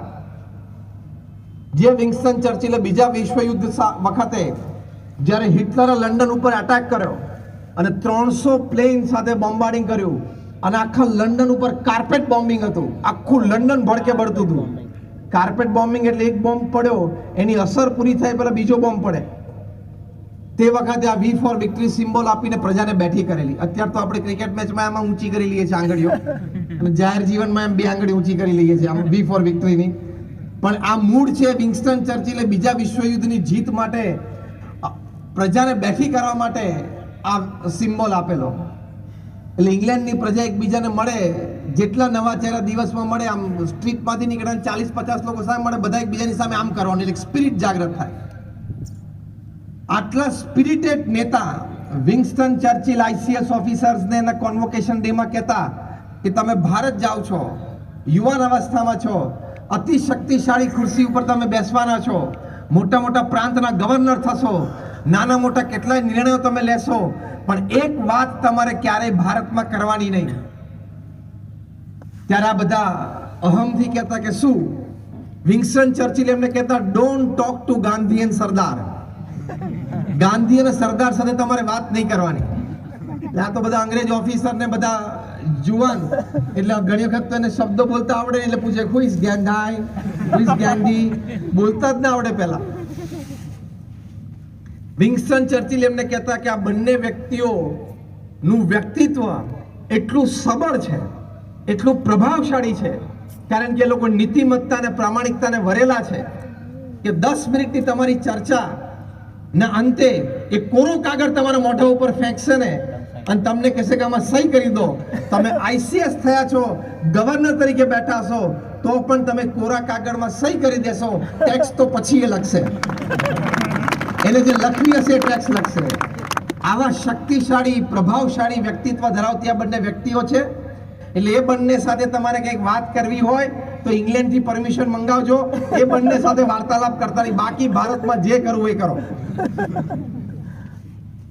જો નીતિમત્તા અને પ્રામાણિકતા જેના જીવનમાંનું વ્યક્તિત્વ, આ જ વ્યક્તિત્વનો અનુભવ બિલ ક્લિન્ટન ને પ્રમુખ સ્વામી મહારાજમાં થયો. 2000ની સાલમાં જ્યારે પ્રમુખ સ્વામી મહારાજ 80 વર્ષની જેફ વયે અમેરિકા ધર્મયાત્રાએ પધારેલા, ત્યાં ફ્લોરિડામાં માયામીમાં પ્રમુખ સ્વામી મહારાજનું વિચરણ હતું. અમેરિકાના તત્કાલીન રાષ્ટ્રપતિ બિલ ક્લિન્ટન એ પોતે પ્રમુખ સ્વામી મહારાજને મળવા માટે પધાર્યા. 22 મિનિટની એ મુલાકાત થઈ. બિલ ક્લિન્ટન અંગ્રેજી બોલે, પ્રમુખ સ્વામી મહારાજ એક શબ્દ ના સમજે. પ્રમુખ સ્વામી મહારાજ ગુજરાતી બોલે, બિલ ક્લિન્ટન એક શબ્દ ના સમજે. એટલે અમારા સંત પૂજ્ય અમૃતનંદન સ્વામી દુભાષિયા તરીકે હતા. 2 વે મૂવમેન્ટ ચાલતી હતી. એટલે 22 મિનિટની આ મુલાકાતમાં એકચ્યુઅલી તો 8-9 મિનિટનો જ વાર્તાલાપ થયેલો. 22 મિનિટની આ મુલાકાત પછી બહાર આવીને બિલ ક્લિન્ટને સંતોને વાત કરી કે I haven't seen such expressive eyes full of integrity in my life. Bill Clinton બોલ્યા કે આટલી પ્રભાવશાળી આંખો, પ્રમુખ સ્વામી મહારાજ વિશે વાત કરતા હતા, આટલી પ્રભાવશાળી આંખો, જે આંખોમાં નીતિમત્તા, પ્રામાણિકતા, વફાદારી એ ઉભરાતા હોય, એ મેં મારા જીવનમાં ક્યારેય જોયું નથી. એક તો અમેરિકાના પ્રમુખ કોઈ દિવસ કોઈથી પ્રભાવિત ના થાય, કારણ કે પૃથ્વીના રાજા કહેવાય. દુનિયાભરની શ્રેષ્ઠ પ્રથમ 50 મોટી આંતરરાષ્ટ્રીય સંસ્થાઓ અમેરિકાના સરકારની રહેમ દ્રષ્ટિ નીચે ચાલતી હોય, એના ફંડ ઉપર ચાલતી હોય. યુનાઇટેડ નેશન્સ ગણો, વર્લ્ડ હેલ્થ ઓર્ગેનાઇઝેશન ગણો, ઇન્ટરનેશનલ મોનિટરી ફંડ ગણો, વર્લ્ડ બેંક ગણો, આ બધી અમેરિકાની રહેમ દ્રષ્ટિ નીચે ચાલતી હોય. એટલે એનો પ્રમુખનો પાવર કેટલો હોય. અને દુનિયાભરના દેશોના પ્રમુખ કે પ્રધાનમંત્રીને જીવનમાં એક સ્વપ્ન હોય કે આપણે 4-5 વર્ષ સુધી આ હોદ્દા ઉપર બેઠા છે, એમાં એકવાર અમેરિકામાં જઈને વ્હાઇટ હાઉસમાં, ઓવલ ઓફિસમાં અમેરિકાના પ્રેસિડેન્ટ સાથે ચા પીવી છે, અને પછી તો આજીવન એક જ ફોટો એના ઘરમાં રાખે. હા, અને બિલ ક્લિન્ટન તો બોલે એકદમ કેરિસ્મેટિક પ્રેસિડેન્ટ હતા. અમેરિકાના પ્રથમ 5 પ્રેસિડેન્ટ તમે નામ લો: George Washington, John F Kennedy, Ronald Reagan, Abraham Lincoln. એ કક્ષાના પ્રેસિડેન્ટ હતા. જ્યારે સખત અમેરિકામાં આર્થિક કટોકટી હતી ત્યારે ડોલરને પડવા નહોતો દીધો બિલ ક્લિન્ટને. એટલા પોતે માહેર હતા, એ કોઈનાથી ઇમ્પ્રેસ ના થાય. અને એમાં એક ભારતના સાધુ, આ પ્રમુખ સ્વામી મહારાજ, 80 વર્ષની ઉંમર, ભગવા કપડાં પહેરેલા, કોઈ એવા પ્રભાવશાળી દેખાવ નહીં, હાથ ઉપર ચશ્મા કે કોઈ એવા ઘરેણા નહીં, અને અંગ્રેજીનો એક શબ્દ ના બોલી શકે, એનાથી અમેરિકાના પ્રેસિડેન્ટ પ્રભાવિત થતા હશે? અને પ્રભાવિત થાય તો વ્યક્ત ના થાય, કારણ કે અહમ આવી જાય. આ તો પ્રભાવિત થયા અને વ્યક્ત થઈ ગયા કે આટલી પ્રભાવશાળી આંખો, અને આંખોમાં જે નીતિમત્તા છે, પ્રામાણિકતા છે, જે વફાદારી છે એ ઉભરાય છે, આવી આંખો મેં મારા જીવનમાં જોઈ નથી. અને એમની વાત સાચી હતી, એમને હૃદયથી આ વાત સ્પર્શી ગયેલી. છૂટા પડતી વખતે પ્રમુખ સ્વામી મહારાજે બહુ પ્રેમથી એમના બે હાથ પકડીને કીધું કે સાહેબ અમારું અક્ષરધામ ગાંધીનગરમાં જોવા માટે આવજો. જ્યારે અમૃતાનંદ સ્વામીએ દુભાષાએ કીધું કે is personally inviting you to Akshardham at Gandhinagar, Bill Clinton બોલ્યા કે એમનું પર્સનલ ઇન્વિટેશન છે ને, હું આવીશ. અને આવ્યા. પ્રમુખ સ્વામી મહારાજના આમંત્રણને માન આપીને અક્ષરધામ આવ્યા. તો વિન્સ્ટન ચર્ચિલ ઇંગ્લેન્ડના પ્રાઇમ મિનિસ્ટરને ગાંધી અને સરદારની પ્રામાણિકતા અને નીતિમત્તા વિશે જે અભિપ્રાય હતો, એવો જ અભિપ્રાય બિલ ક્લિન્ટનને પ્રમુખ સ્વામી મહારાજની નીતિમત્તા અને પ્રામાણિકતા વિશે થયો. એનો મતલબ શું થયો કે તમે તમારા જીવનમાં નીતિમત્તા અને પ્રામાણિકતા રાખો તો તમારું વ્યક્તિત્વ જુદા પ્રકારનું ગણાય, તમારું ચારિત્ર જુદા પ્રકારનું નિર્માણ પામે, તમારી હાજરી ઇટ સ્પીક્સ અ લોટ. ખાલી તમારી હાજરી હોય અને ઘણું બધું કહી જાય. આપણે બધાય પ્રમુખ સ્વામી મહારાજને મુખ્ય મંચ ઉપર બેઠેલા જોયા છે. આમ જાજરમાન મંચ લાગે, ભરાવદાર મંચ લાગે, અને આમ કોઈક બેઠું છે સભામાં, લાખો લોકોની આંખો એમના વ્યક્તિત્વમાં ચોંટી જાય એવા દ્રશ્યો આપણે જોયા છે અને અનુભવ્યા છે. એનું કારણ શું? નીતિમત્તા અને પ્રામાણિકતા. તો આપણે પણ આપણે નોકરી, ધંધા, વેપારમાં બધી જ જગ્યાએ આ નીતિમત્તા અને પ્રામાણિકતા કોઈ દિવસ ચૂકવા નહીં. જેણે જેણે ચૂક્યા એ બધાને પ્રશ્ન આવ્યા છે. જેણે જેણે ક્રિકેટના બોલ સાથે ચેડા કરે બધાએ ક્રિકેટ છોડવું પડ્યું કે નહીં? હા કે ના? Raise your hands, yes or no? જેણે જેણે ક્રિકેટના બોલ સાથે ચેડા કર્યા, કાં તો ઓવરશાઇન કરવાનો પ્રયત્ન કર્યો, કાં તો અંડરશાઇન કરવાનો પ્રયત્ન કર્યો. પેલા ઓસ્ટ્રેલિયાના કેપ્ટન સ્ટીવ સ્મિથે તો કોકને ગોઠવી આપ્યું છે. તેના એક પ્લેયરે ખિસ્સામાંથી પતરી કાઢી 2018માં સાઉથ આફ્રિકાની ટૂર પર ઓસ્ટ્રેલિયાથી ત્યારે, અને થોડુંક આમ બોલ ઘસવાનો પ્રયત્ન કર્યો એક બાજુથી, એટલે રિવર્સ સ્વિંગ થઈ શકે. તે સીસીટીવી કેમેરામાં પકડાઈ ગયું. બધાને એક વર્ષ માટે ઘરે બેસાડી દીધા. ખોટું લાંબુ ચાલતું નથી. આ વાક્ય હું એક એક શબ્દ પ્રમાણે બોલું છું, બધા મારી સાથે રિપીટ કરજો. ખોટું લાંબુ ચાલતું નથી. હવે આખું વાક્ય બોલવાનું. ખોટું લાંબુ ચાલતું નથી. જેણે જેણે બેંક સાથે ચેડા કરે બધાએ દેશ છોડવો પડ્યો કે નહીં? જેણે જેણે બેંક સાથે ચેડા કરે બધાએ દેશ છોડ્યો કે નહીં? 2-3 જણા લંડન ભાગી ગયા છે, 2-3 જણા કેરેબિયન આઇલેન્ડ ભાગી ગયા છે. અને હમણાં ગયા મહિને ઇંગ્લેન્ડના પ્રાઇમ મિનિસ્ટર બોરિસ જોન્સન ભારતમાં આવેલા અને કહી ગયા છે કે પેલા 2-3 જણાને ગોઠવાય છે, પાછા મોકલું છું. અને પાછા મોકલશે. અહીંયા આવીને મોઢું ખોલશે તો એમને તકલીફ ને બીજા કેટલાય તકલીફ પડવાની છે. અને દિલ્હીમાં તિહાર ખુલ્લા દરવાજે બધાની રાહ જોઈને બેઠું છે. એટલે અંગ્રેજીમાં એક કહેવત છે, the world is round, it has no corners, so it does not have the place to keep your wrongs. એટલે કે પૃથ્વી ગોળ છે, એને કોઈ ખૂણો નથી, એટલે તમારું કરેલું ખોટું એની પાસે સંઘરવાની કોઈ જગ્યા નથી. આજે નહીં તો કાલે, ને કાલે નહીં તો પરમ દિવસે ઉભરીને બહાર આવશે. માટે જીવનમાં હંમેશા નીતિમત્તા અને પ્રામાણિકતા. પ્રમુખ સ્વામી મહારાજ ત્યાં ગાંધીનગરમાં હતા અને ત્યાં બેંક ઓફ બરોડાની નવી બ્રાન્ચનું ઓપનિંગ હતું. સુનિલભાઈ પારેખ બેંકના મેનેજર તરીકે આવતા તેમને ખબર પડી કે પ્રમુખ સ્વામી મહારાજ અત્યારે ગાંધીનગરમાં બિરાજમાન છે. દોડતા આવે આશીર્વાદ લેવા માટે. સ્વામીને કહ્યું, સ્વામી એક વિનંતી છે કે મારે મારા બેંકની શરૂઆત તમારા બેંક એકાઉન્ટથી કરવી છે. ત્યારે આ પ્રમુખ સ્વામી મહારાજ જેની લંડનમાં સુવર્ણ તુલા થયેલી, એના આધારે આ કરમસદમાં મેડિકલ કોલેજ ઊભી થઈ ગઈ. આ પ્રમુખ સ્વામી મહારાજ જેનું કેનેડાની પાર્લામેન્ટમાં, બ્રિટિશ પાર્લામેન્ટમાં અને કેન્યન પાર્લામેન્ટમાં સ્ટેન્ડિંગ ઓવેશન સાથે ભવ્ય સન્માન થયેલું, અને આટલી મોટી સંસ્થાના પ્રમુખ, વહીવટી જવાબદારી, એ પ્રમુખ સ્વામી મહારાજે સુનિલભાઈ પારેખને કહ્યું કે તમારી બહુ ઈચ્છા છે તો સંસ્થાનું એક બેંક એકાઉન્ટ તમારી બેંકમાં ખોલશું. એ કે સ્વામી સંસ્થાનું નહીં, તમારું પર્સનલ બેંક એકાઉન્ટ. ત્યારે પ્રમુખ સ્વામી મહારાજે કહ્યું મારા નામે તો બેંક એકાઉન્ટ જ નથી, મારી સહી જ ક્યાંય નથી ચાલતી, જે કંઈ છે બધું ઠાકોરજીનું છે, ટ્રસ્ટનું છે, અમારું કંઈ છે જ નહીં. ત્યારે આવડું પોળું મોઢું કરીને સુનિલભાઈ પારેખ આંખમાં આંસુ સાથે પ્રમુખ સ્વામી મહારાજની સામે જોઈ રહ્યા અને પંચાંગ પ્રણામ કર્યા અને કહ્યું કે સ્વામી હજી સુધી મેં કોઈને પંચાંગ પ્રણામ કર્યા નથી, આજે જિંદગીમાં પહેલી વખત નમું છું. એ તમારી પ્રામાણિકતા, તમારી સંસ્થા પ્રત્યેની વફાદારી, તમારી નીતિમત્તા અને તમારા નિયમ ધર્મને હું નમું છું. તો આવી રીતે કિંમત અને પ્રગતિ બંને આ સદગુણોના આધારે છે, કારણ કે પ્રામાણિકતા બધા જ સદગુણોની જનની છે. ખોટું આપણાથી લેવાય જ નહીં. જે પૈસા આપણા નથી એની સામે જોવું પણ નહીં ને થૂકવું પણ નહીં. એટલા ગૌરવથી તો માણસે જીવવું જ જોઈએ. જે પ્રોપર્ટી આપણી નથી એ પ્રોપર્ટીના 7 બારમાં આપણું નામ ઘુસાડવાનો પ્રયત્ન કોઈ દાડો કરવો જોઈએ નહીં, કારણ કે ખોટું લાંબુ ટકતું નથી. ખોટું લાંબુ ચાલે નહીં.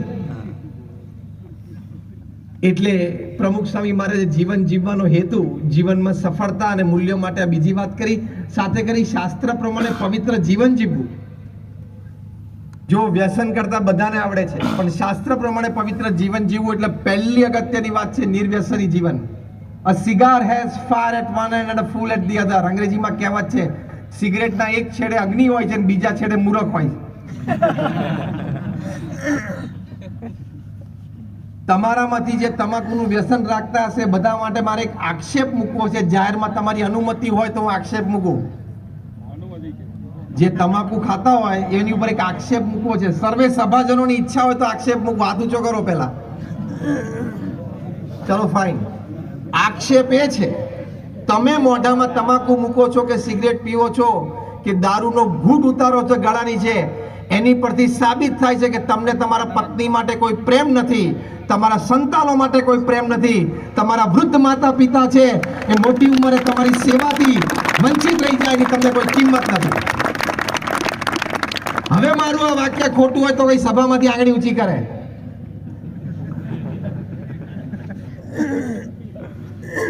તમે તમાકુ મોઢામાં મૂકો છો એટલે સાબિત થયું કે તમને તમારા પત્ની માટે કોઈ પ્રેમ નથી. કે કારણ કે તમને ખબર છે કે આનાથી કેન્સર થઈ શકે છે. ભારતમાં રોજના 2000 લોકો તમાકુના કેન્સરથી મૃત્યુ પામે છે, દર કલાકે 82 જણા. આપણે આ પ્રવચનની શરૂઆત કરી, લગભગ 55 મિનિટ થઈ. 75 થી 80 લોકો ભારતમાં જ ખાલી તમાકુના કેન્સરથી મરી ગયા. તમને ખબર છે કે તમાકુથી કેન્સર થવાની શક્યતા છે, છતાં તમે મોઢામાં મૂકો છો એટલે તમારા સબકોન્શિયસ માઇન્ડમાં એ ક્લિયર છે કે આનાથી કેન્સર થાય ને મારું મૃત્યુ થાય ને મારી પત્ની વિધવા થઈ જાય તો ભલે વિધવા થઈ જતી, મારા નાના બાળકો છે એ બાપ વગરના થઈ જાય તો ભલે થઈ જતા, મારા વૃદ્ધ માતા પિતાને કોઈ સેવા કરનારો વૃદ્ધાવસ્થામાં ના હોય તો એ ભલે રજડી પડતા. મને મારા મા બાપ, પત્ની અને સંતાનો કરતા આ તમાકુની પડીકી વધારે વાલી છે, એવું નક્કી થયું ને. સ્તબ્ધ થઈ ગયા કે આ જબરી વાત થઈ ગઈ. આ ઇમોશનલ આર્ગ્યુમેન્ટ છે. એટલે કોઈ દિવસ આપણે કોઈ પણ પ્રકારનું વ્યસન ન કરવું. પ્રમુખ સ્વામી મહારાજને તો કોઈ વ્યસની મળે તો એને છોડાય છૂટકો કરતા. ગમે તેટલા ઉતાવળમાં હોય, ક્યાંક વિચરણમાં હોય, પધરામણીમાં હોય, મુલાકાત ચાલુ હોય, એમાં વ્યસનીને જોવે એટલે એને વ્યસન છોડાવે. લાખો લોકોને પ્રમુખ સ્વામી મહારાજે વ્યસન છોડાવ્યું છે, કારણ કે આમાં પૂર્ણ રીતે બરબાદી છે. અને હવે તો પછી આગળનું ડ્રગ્સ પણ આવી ગયું. મોટા મોટા શહેરોમાં પણ એ બહુ સાહજિકતાથી મળી જાય છે. ભલે બધું ખાનગીમાં મળે છે પણ મળી જાય છે સાહજિકતા. એટલે શાસ્ત્ર પ્રમાણે પવિત્ર જીવન જીવવું, જે ત્રીજી વાત પ્રમુખ સ્વામી મહારાજે કરી, એટલે બીજા મુદ્દામાં એમાં પ્રથમ આ નિર્વ્યસની થવાની વાત આવે છે. બીજી વાત છે, ભગવાન સ્વામિનારાયણે કીધું, આપણા સત્શાસ્ત્રોમાં છે કે આપણે શાકાહારી રહેવું જોઈએ. એ પણ જીવનમાં સફળતા અને મૂલ્યોની વાત છે. આપણને એમ થાય કે નોનવેજ ખાઈએ તો ખૂબ શક્તિ મળે, ઈંડા અને માંસથી એવું નથી. દુનિયાનું સૌથી શક્તિશાળી પ્રાણી હાથી છે અને વેજીટેરિયન છે. દુનિયાનું બીજું શક્તિશાળી પ્રાણી રાઇનો, એ પણ શાકાહારી છે.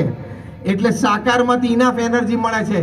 અને દુનિયાભરના શ્રેષ્ઠ 100 વિચારો જેને પૃથ્વીની ઇતિહાસની કરોડ બદલી નાખી, જે વિચારોએ માનવ ઇતિહાસ બદલી નાખ્યો, એવા 100 શ્રેષ્ઠ વિચારો યુનાઇટેડ નેશન્સે નક્કી કર્યા, એમાંથી 87 વિચારો ના આપનારા શાકાહારી લોકો હતા.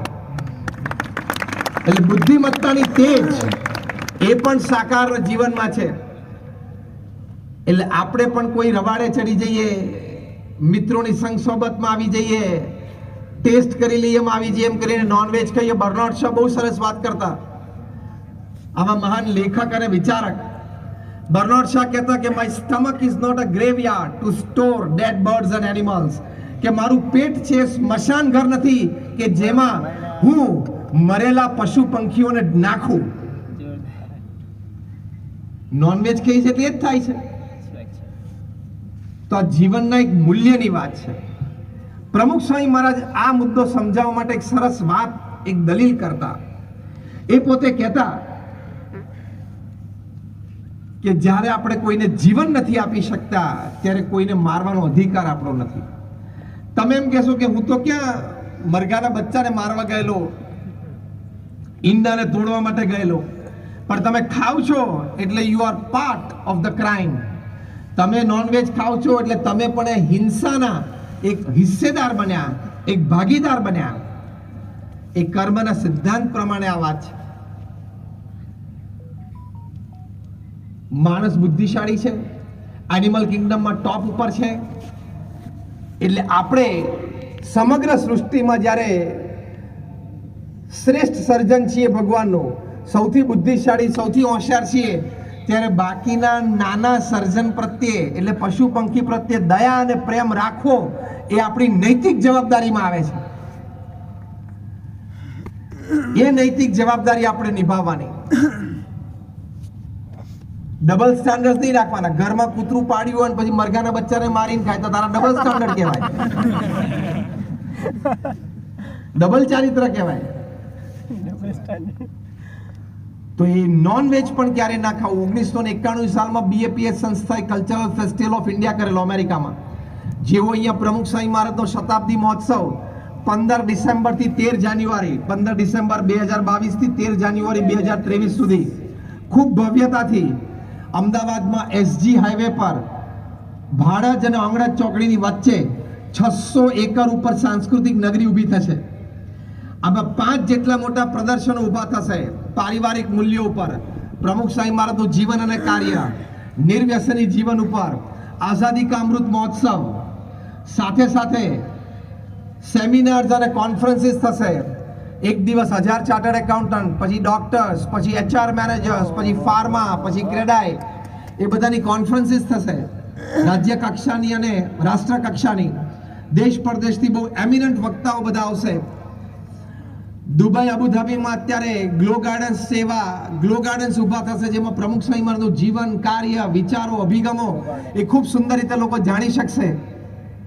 સુંદર બાલનગરી ઊભી થશે, જેમાં બાળકો દ્વારા સંચાલિત હશે. બાળકોને એન્ટરટેઇનમેન્ટ, એન્લાઇટનમેન્ટ, એનરિચમેન્ટ મળશે. 25,000 સ્વયંસેવકો 1 મહિના, 2 મહિના માટે, અને 2,000 સ્વયંસેવકો તો અત્યારથી ત્યાં સાઇટ ઉપર કામ કરે છે. આ સ્કેલનો આ મહોત્સવ છે. ભારતના 15 મોટા રાજ્યોના 15 ફોક ડાન્સીસ સવારે 9 વાગ્યાથી સેટેલાઇટ સ્ટેજ ઉપર ચાલુ થશે. ગુજરાતના ગરબા પતેલા, રાજસ્થાનનો તેરા તાલી, રાજસ્થાનનો તેરા તાલી પતે એટલે કુચીપુડી નૃત્ય, ઓરિસ્સાનું નૃત્ય, આ ચાલુ 15 ફોક ડાન્સીસ રહેશે. રોજ સાંજે 25,000 વ્યક્તિઓની આવી સભામાં મહાન સ્વામી મહારાજના દર્શન અને આશીર્વાદનો લાભ પ્રાપ્ત થશે. અને દેશ પરદેશથી પ્રતિષ્ઠિત મહાનુભાવ અનેક ક્ષેત્રને પોતાના વિચારો વ્યક્ત કરશે. આટલો મોટો આ કાર્યક્રમ, ઉત્સવ, 30 દિવસનો ઉત્સવ, એની માટે અમદાવાદના ત્યાંના બધા બિલ્ડર્સ અને ડેવલપર્સની મીટિંગ કરી તો એ લોકોએ 8,500 ફ્લેટ સંસ્થાને વાપરવા માટે આપ્યા, સ્વયંસેવકોને રહેવા માટે. આ 600 એકરની જગ્યા 150 જેટલા ખેડૂતોએ રાજી થઈને વાપરવા માટે આપી. આવો મોટો ઉત્સવથી અનેક લોકોને ખૂબ લાભ થશે. આ લાભ 1991માં જે આપણે CFI ની વાત કરીએ છીએ અમેરિકામાં, ત્યાં આ બ્યુટીફુલ બોર્ડરલેસ વર્લ્ડ, સીમા રહિત વિશ્વ પ્રદર્શનમાં એ વખતના બહુ જ સારા ભારતના ટેનિસ પ્લેયર વિજય અમૃતરાજ, એમણે આ વેજીટેરિયનિઝમ, શાકાહારી જીવન વિશે આ પ્રદર્શન જોયું, ખૂબ પ્રભાવિત થયા અને એમણે પોતે પ્રતિજ્ઞા લીધી કે આજથી હું સંપૂર્ણ શાકાહારી રહીશ. તો આવી બધી અનેક પ્રેરણાઓ ઉત્સવમાં પ્રાપ્ત થશે. તો શાસ્ત્ર પ્રમાણે આપણે પવિત્ર જીવન જીવવું. ત્રીજી વાત પ્રમુખ સ્વામી મહારાજે કરી કે અન્યને મદદરૂપ થવું, સહકારરૂપ થવું. આપણે બધાએ નાની મોટી રીતે ક્યાંક ને ક્યાંક સેવામાં જોડાવું જ જોઈએ. એ મનુષ્યની ફરજ છે. આપણે નોકરી ધંધો વેપાર કરીએ છીએ, અઠવાડિયામાં 168 કલાક છે, 166 કલાક આપણે આપણી વાટે વાપરવાના, 2 કલાક સમાજને આપવાના. દરેક નાગરિક પૃથ્વી ઉપર 6.6 અબજની વસ્તી છે, એમાંથી 2 કલાક દર અઠવાડિયે ક્યાંક નાની મોટી સમાજ સેવામાં, કોઈ અનાથ આશ્રમમાં, કોઈ ઘરડા ઘરમાં, કોઈ શૈક્ષણિક સંસ્થામાં, કોઈ તબીબી સંસ્થામાં નિયમિત આપતા થાય તો પૃથ્વી સ્વર્ગ બની જાય. 2 રીતે સ્વર્ગ બને. જેને સેવાની જરૂર છે એને સેવાનો લાભ મળે, અને અમેરિકામાં ડોક્ટર્સ ઓફિશિયલી પ્રિસ્ક્રાઇબ કરે છે, જે ક્લિનિકલી પ્રૂવ થયું છે, એક્સપેરિમેન્ટલી પ્રૂવ થયું છે, સાયન્ટિફિકલી પ્રૂવ થયું છે કે તમે અઠવાડિયામાં 2 કલાક પણ નિસ્વાર્થ ભાવે સમાજ સેવા કરો તો તમને શરીરના અનેક પ્રકારના સાયકોસોમેટિક ડિઝીઝથી તમે બચી જાઓ છો. એટલે કે તમારું મન અસ્વસ્થ હોય ને તમને જે રોગ થાય એ સાયકોસોમેટિક કહેવાય. 90% રોગ એમાંથી જ જન્મે છે. બ્લડ પ્રેશર અને ડાયાબિટીસમાં પણ લાભ થાય છે નિસ્વાર્થ સમાજ સેવાથી, એવું વૈજ્ઞાનિક દ્રષ્ટિકોણથી સાબિત થયેલું છે. એટલે પૃથ્વી સ્વર્ગ બની જાય એટલે શું? આપણે 2 કલાકની સમાજ સેવા કરીએ, આપણને પણ લાભ છે, અને આપણે જ્યાં સેવા આપીએ તો સંસ્થા અને જે લોકો જેને સેવાની જરૂર છે એ લોકોને પણ લાભ છે. પ્રમુખ સ્વામી મહારાજે આ વાત જે કરી કે અન્યને મદદરૂપ થવું, આખું જીવન 95 વર્ષનું એમણે આમાં કાઢ્યું છે. 95 વર્ષનું જીવન એમને પરસેવો પાડ્યો છે નિસ્વાર્થ સેવા માટે, અને એટલા માટે જ આટલી બધી સંસ્થા ઊભી થઈ. કેટલો પ્રચંડ પુરુષાર્થ પ્રમુખ સ્વામી મહારાજે કર્યો છે. ભવિષ્યમાં સમાજ સેવા માટે અને સમાજ સેવાના પુરુષાર્થ માટે કોઈ પણ વ્યક્તિને આદર્શ કોઈ શોધવો હશે, કોઈ ગાથા ગાવી હશે, નોટ સ્કાય બટ પ્રમુખ સ્વામી ઇઝ ધ લિમિટ. આકાશ નહીં, પ્રમુખ સ્વામી મહારાજ આદર્શ છે. એટલો પ્રચંડ પુરુષાર્થ એમણે સમાજ સેવા માટે કર્યો છે. બીએપીએ સંસ્થામાં તો અનેક સમાજ સેવા સંસ્થાઓ એમણે ઊભી કરી, પણ તમને આશ્ચર્ય થશે કે સમાજની અન્ય કેટલી સંસ્થાઓને પ્રમુખ સ્વામી મદદ કરી. થોડા વર્ષો પહેલા હાસ્ય કલાકાર સાબુદ્દીનભાઈ રાઠોડે એક પ્રસંગ જાહેર કર્યો, ત્યારે પહેલી વખત અમને પણ સંસ્થામાં પ્રસંગની ખબર પડી કે 1975ની સાલમાં અમારા થાનમાં, સુરેન્દ્રનગરની બાજુમાં થાન ગામ છે જ્યાં સાબુદ્દીનભાઈ રાઠોડ રહે છે, કે ત્યાં અમારે એક દીકરીઓ માટેની શૈક્ષણિક સંસ્થા, એક સ્કૂલ ઊભી કરવી હતી. 1 થી 7 ધોરણની બિલ્ડિંગ ઊભું કરવું હતું. ગામના એક વ્યક્તિએ જમીન તો આપેલી, પણ બિલ્ડિંગ માટે અમારે પૈસાની જરૂર હતી. અમે પ્રમુખ સ્વામી મહારાજ પાસે પૂર્ણ વિશ્વાસે ગયા. પ્રમુખ સ્વામી મહારાજ સારંગપુરમાં હતા. સાબુદ્દીનભાઈ રાઠોડ કે મેં પ્રમુખ સ્વામી મહારાજને વિનંતી કરી. અમે થાનગઢના 8-10 જણા આગેવાનો ગયેલા કે આવી રીતે અમારે દીકરીઓ માટેની એક સ્કૂલ બાંધવી છે, અમારે 75,000 રૂપિયાની જરૂર છે. 1975ની વાત છે. પ્રમુખ સ્વામી મહારાજે તુરંત હા પાડી, તરત વ્યવસ્થા કરી, અને અમારા થાનમાં 1975માં દીકરીઓ માટે ભણવા માટેની સ્કૂલ તૈયાર થઈ. એની માટે હું પ્રમુખ સ્વામી મહારાજનો આભારી છું. આ પ્રસંગ જાહેરમાં સાબુદ્દીનભાઈ રાઠોડ બોલ્યા ત્યારે અમને પણ સંસ્થામાં પહેલી વાર ખબર પડી, હમણાં થોડા વર્ષો પહેલા, એટલે કે આ સ્કૂલ બંધ થઈ ગયેલા 25-30 વર્ષ પછી, કે આવી એક વાત પ્રમુખ સ્વામી મહારાજે આવી મદદ કરી છે. આવી તો કેટલી બધી સંસ્થાઓને પ્રમુખ સ્વામી મહારાજે મદદ કરીને બેઠી કરી છે, નિર્મિત કરી છે. તો આ જે પ્રમુખ સ્વામી મહારાજે વાત કરી કે જીવનના મૂલ્યો અને જીવનમાં સફળતા માટે અન્યને મદદરૂપ થવું, કદાચ મદદરૂપ ના થાય તો નળીએ નહીં ને પણ મદદ જ છે. હા, નળીએ નહીં ને કોઈને એ પણ મદદ છે. અમુકનું ચારિત્ર જ એવું હોય કે ઘરમાં બધાને નડે, પછી ગામમાં નડે, શેરીમાં નડે, અને નડતો ફરે. આપણે એવું વ્યક્તિત્વ અને ચારિત્ર રાખવું કે આપણને જોઈને કોઈને લાગણી થાય, કોઈને પ્રેમ થાય, એવી મદદરૂપ ભાવનાથી જીવવું. પ્રમુખ સ્વામી મહારાજ પાસે કોઈ પણ વ્યક્તિ મદદ માંગવા આવી હોય કોઈ દિવસ ખાલી હાથે ગઈ નથી. 2001ની સાલમાં જ્યારે ભુજમાં ભૂકંપ આવ્યો, ભયંકર તારાજી હતી. 26 જાન્યુઆરી સવારે 8:45 વાગે ધ્વજવંદન પૂરું થયું પ્રજાસત્તાક દિનનું, અને એ જ વખતે સખત ભૂકંપ ત્રાટક્યો, લાખો લોકો મર્યા. પ્રમુખ સ્વામી મહારાજને આ વાતની ખબર પડી એટલે તાત્કાલિક ભુજ મંદિરે સંતોને ફોન કર્યો. પહેલું પૂછ્યું કે આપણું મંદિર પડી ગયું છે કે ઊભું છે? પડી ગયું હોય તો બીજી વ્યવસ્થા, ઊભું હોય તો આપણે સેવા ચાલુ કરો. સંતો કીધું ઊભું છે. સ્વામી કે રસોડું ચાલુ કરો, અમને 12 વાગે લોકો જમશે ક્યાં? પહેલા જ દિવસે 26મી જાન્યુઆરીએ 3 કલાક પછી, ભૂકંપના 3 કલાક પછી બપોરે 12 વાગે BAPS મંદિરે 17,000 લોકો જમ્યા. આને કહેવાય અન્યને મદદરૂપ થવું. પ્રમુખ સ્વામી મહારાજે રિપોર્ટ સાંભળ્યો અને પ્રમુખ સ્વામી મહારાજે કહ્યું કે આપણે આ ચાલુ રાખો. આવતા 10 મહિના સુધી રસોડું ચાલુ રાખ્યું. સવાર બપોર સાંજ થઈને 55,000 થી માંડીને 75,000 લોકો રોજ જમતા. પછી જ્યારે રિહેબિલિટેશન પુનર્વસન શરૂ થયું ત્યારે BAPS સંસ્થાએ 9 ગામ દત્તક લીધા, 1500 ઘર બાંધી આપ્યા, અને ક્વોલિટી કામ, જે પ્રમુખ સ્વામી મહારાજે કહ્યું નીતિમત્તા અને પ્રામાણિકતાથી કામ કરવું, એટલું સરસ કામ કર્યું. એ વખતે ગુજરાતના તત્કાલીન મુખ્યમંત્રી શ્રી, જે અત્યારે આપણા પ્રધાનમંત્રી શ્રી છે માનનીય નરેન્દ્રભાઈ મોદી, એમણે સરકારી સ્કીમ ખોલેલી. સ્કીમ 1માં 50% સરકાર ભાગીદાર હોય, 50% સંસ્થા હોય. એ સ્કીમ નીચે આપણે 9 ગામ દત્તક લીધેલા. પહેલું જ ગામ ઉખડમોરા કચ્છનું, જે BAPS સંસ્થાએ દત્તક લીધેલું, અને ત્યાં બધા ઘરો બાંધેલા. એ વખતે એશિયન ડેવલપમેન્ટ બેંકના ચેરમેન મિસ્ટર ટી ચીનો, જાપાનીઝ હતા, 15 મેમ્બરની ટીમ સાથે ગાંધીનગર આવ્યા અને માનનીય નરેન્દ્રભાઈને મળ્યા અને કહ્યું કે આ સ્કીમ નીચે જે કોઈ ગામ બંધાણું હોય તમારે જોવું છે. મુખ્યમંત્રી શ્રીએ BAPS સંસ્થાને ફોન કર્યો કે તમે આ ઉખડમોરા ગામ બાંધ્યું છે, અમને બતાવજો. અમે સંતો તે વખતે ત્યાં હતા. એમણે આખું આ ગામ જોયું. ટી ચીનો 75 વર્ષના હતા અને ADB ના ચેરમેન હતા. એક ઘરમાં અંદર ગયા અને પહેલું જ કામ કર્યું, બારી ખોલી અને 4-5 વખત પછાડી કે હિન્જીસમાંથી નીકળી જાય છે કે નહીં એ ચેક કરી, પણ નીકળી નહીં. નીચે ઉતરતી વખતે પગથિયા હતા, એની ધાર ઉપર 4-5 વખત બૂટ પછાડ્યા કે ધાર તૂટે છે કે નહીં, પણ ધાર તૂટી નહીં. અને અમારી સંતો સામે જોઈને કીધું કે your work is Japanese quality. તમારું કામ છે ને એ જાપાનીઝ ક્વોલિટીનું છે. અમે સરકાર સાથે સ્કીમ 1માં જોડાશું. આવું ક્વોલિટી કામ કરી આપ્યું. તો અન્યને મદદરૂપ થવું. મોરબીમાં જ્યારે હોનારત થઈ ત્યારે પ્રમુખ સ્વામી મહારાજે સ્વયંસેવકોનું એક દળ તો મોકલી દીધું. તે વખતના કૃષિ મંત્રી હતા માનનીય કેશુભાઈ પટેલ, જે આપણા એક વખત મુખ્યમંત્રી પણ હતા. એ માનનીય કેશુભાઈ પટેલ કૃષિ મંત્રી તરીકે એ વખતે રાજકોટ એમનું ક્ષેત્ર લંબાવ્યું, મોરબીમાં એ રાહત પ્રવૃત્તિમાં જોડાયેલા હતા. એમણે પ્રમુખ સ્વામી મહારાજે કહ્યું કે હજી વધારે સ્વયંસેવકોનો ફોર્સ મોકલો.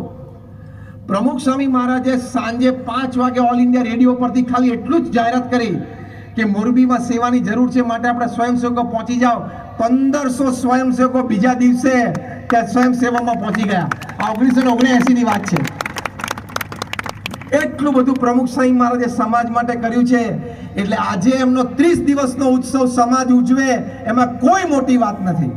ઉજવે જ. 25,000 સ્વયંસેવકો પોતાનો સમયનું યોગદાન આપે, તન મન ધને જોડાય, એમાં કોઈ જ મોટી વાત નથી. થાય જ.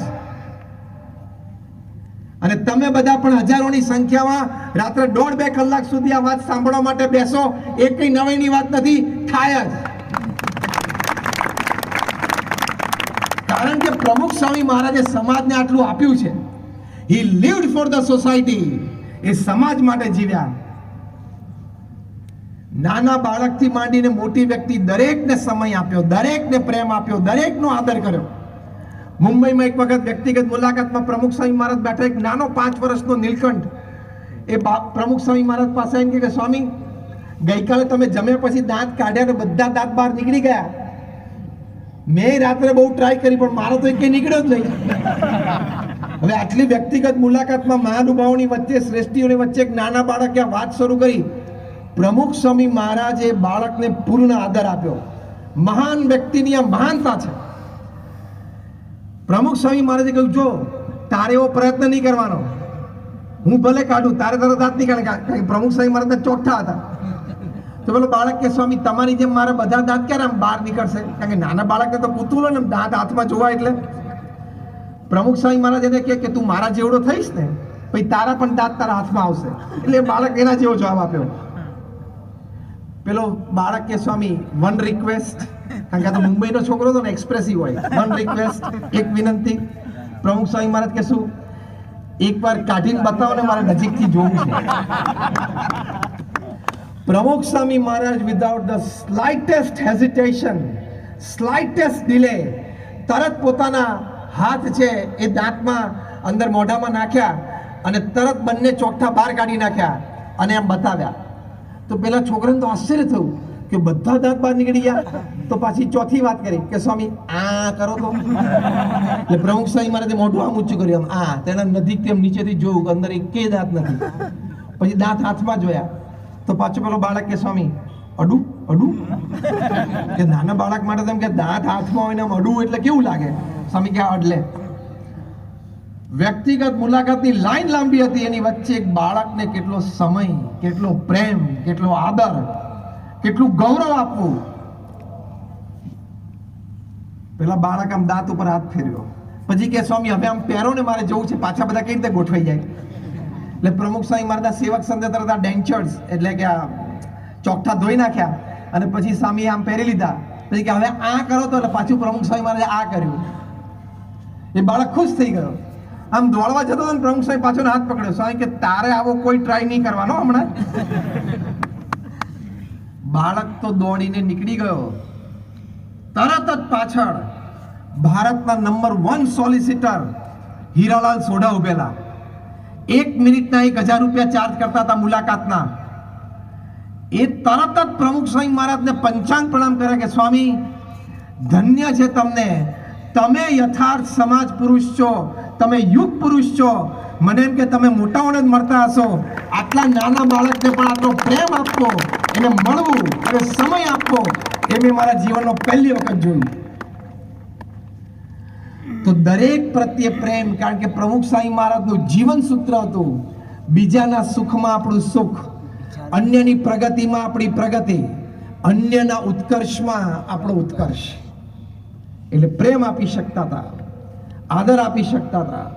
પોતાની હાજરીમાં દરેક વ્યક્તિને ગૌરવપણાનો અનુભવ થાય એવું વાતાવરણ ઊભું કરી શકતા હતા. તો અન્યને મદદરૂપ થવું, અન્યને સહકાર આપવો, અન્યને આદર આપવો, એમાં આપણું પણ ગૌરવ છે, દરેક વ્યક્તિનું પણ ગૌરવ છે અને સમાજનું પણ ગૌરવ છે. એની માટે આપણે વાણી અને વર્તનમાં વિવેક જોઈએ. તો જ આપણે અન્યને સહકાર, અન્યને માન, અન્યને ગૌરવ આપી શકીએ. વાણી અને વર્તનમાં બહુ જ વિવેક રાખવાનો, એ જીવનને સફળ બનાવ્યું કહેવાય અને જીવનમાં સદગુણ પ્રાપ્ત કર્યો કહેવાય. ઘણા બધા સદગુણોના આધારે છે આપણું વ્યક્તિત્વ અને આપણું ચારિત્ર પણ આના આધારે છે.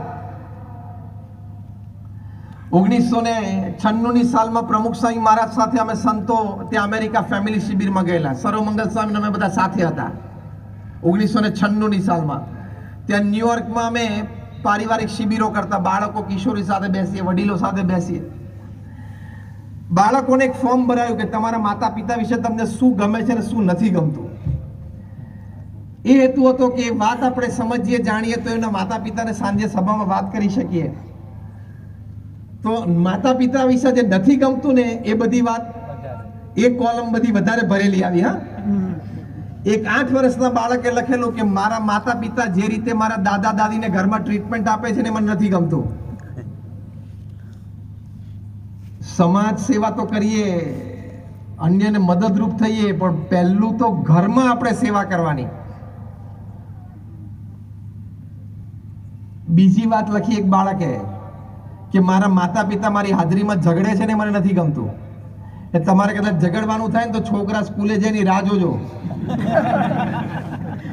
પછી બારણું બંધ કરીને બોક્સિંગ રિંગમાં 2 જણા આવી જવાનું, બોક્સ પહેરીને, ગ્લોવ્સ પહેરીને. પણ છોકરાની હાજરીમાં તો ઝઘડવાનું જ નહીં, નહીં ત્યારે તરત સંસ્કાર પડી જાય છે. એટલે પ્રમુખ સ્વામી મહારાજે આ વાત કરી કે વાણી અને વર્તનમાં વિવેક છે તો જ આપણે અન્યને સન્માન આપી શકીશું, અન્યનું ગૌરવ સાચવી શકીશું, અન્યને આપણે સંસ્કાર પ્રદાન કરી શકીશું. અને જ્યારે આ વાત આવે વાણી અને વર્તનના વિવેકની, ત્યારે આપણે ઘણી બધી ખામી રહી જાય છે. એકવાર એક સંતાન એની માતાને પૂછ્યું, મમ્મી આ માણસો બધા આયા ક્યાંથી? એની મમ્મી કહે તો ભગવાને છે ને પહેલા એક પુરુષ ને એક સ્ત્રી બનાવ્યા અને પછી એમાંથી બધું સંસાર વ્યવહાર ચાલ્યો ને અત્યારે આ બધી વસ્તી છે. થોડા વખતમાં એ છોકરો છે એ બાયોલોજી ભણ્યો અને ડાર્વિનની થિયરી ઉત્ક્રાંતિની ભણ્યો હશે એટલે વળી એને મૂંઝવણ થઈ. એટલે એક દિવસ પપ્પાને પૂછ્યું, પપ્પા આ બધા માણસો આયા ક્યાંથી? એટલે એને પપ્પા કહે તો પહેલા બધા વાંદરા હતા અને એમાંથી આ બધા માણસ થયા ડાર્વિનની ઉત્ક્રાંતિની થિયરી પ્રમાણે. તો છોકરો મૂંઝાયો કે મમ્મી તો એમ કહેતી હતી કે પહેલા એક પુરુષ ને એક સ્ત્રી બનાવે ભગવાન, એમાંથી બધી આ ઉત્પત્તિ થઈ. પપ્પા તો એમ કહે છે કે પહેલા બધા વાંદરા હતા. તમારી સાચું શું? પાછો મમ્મી પાસે ગયો અને મમ્મીને કે મમ્મી તું આમ કહેતી હતી ને પપ્પા તો આમ કહે છે. એની મમ્મી કે મેં મારા પક્ષની વાત કરી, પપ્પા એના પક્ષની વાત કરે છે.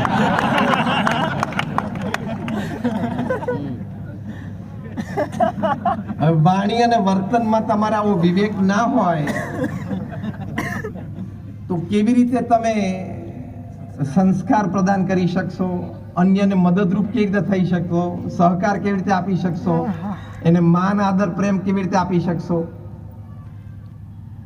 એટલે એ રીતે આપણે પરિવારને સમાજમાં રહીએ કે દરેકનું ગૌરવ સચવાય, દરેકને એમ થાય કે મારું અસ્તિત્વ છે, દરેકને એમ થાય કે મારી ગણતી છે, દરેકને એમ થાય કે મને હૂંફ અને પ્રેમ મળે છે.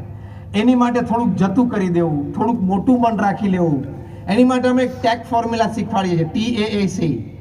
ટેક એટલે ટી ટોલરન્સ, એ એટલે એક્સેપ્ટન્સ, બીજો એટલે એપોલોજી અને સી એટલે કોમ્પ્રોમાઇઝ. ટી એટલે ટોલરન્સ, સહન કરી લેવું. એ એટલે એડજસ્ટમેન્ટ, થોડું એડજસ્ટમેન્ટ કરી લેવું, સારું ભાઈ આ તમારું રાખ્યું.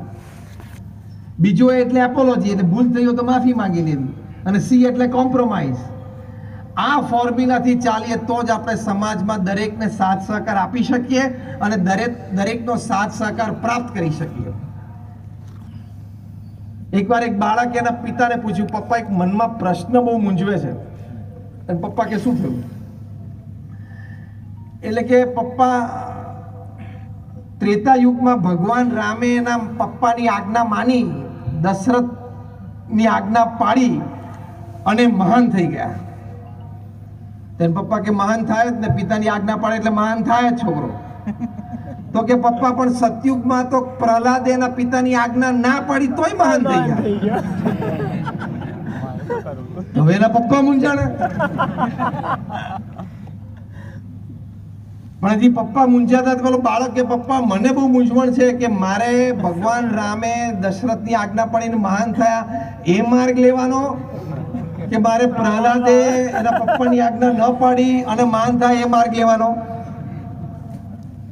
એન પપ્પા કે બેટા સતયુગની વાત જુદી છે, ત્રેતા યુગની વાત જુદી છે ને અત્યારે કળિયુગની વાત જુદી છે. તો કે શું?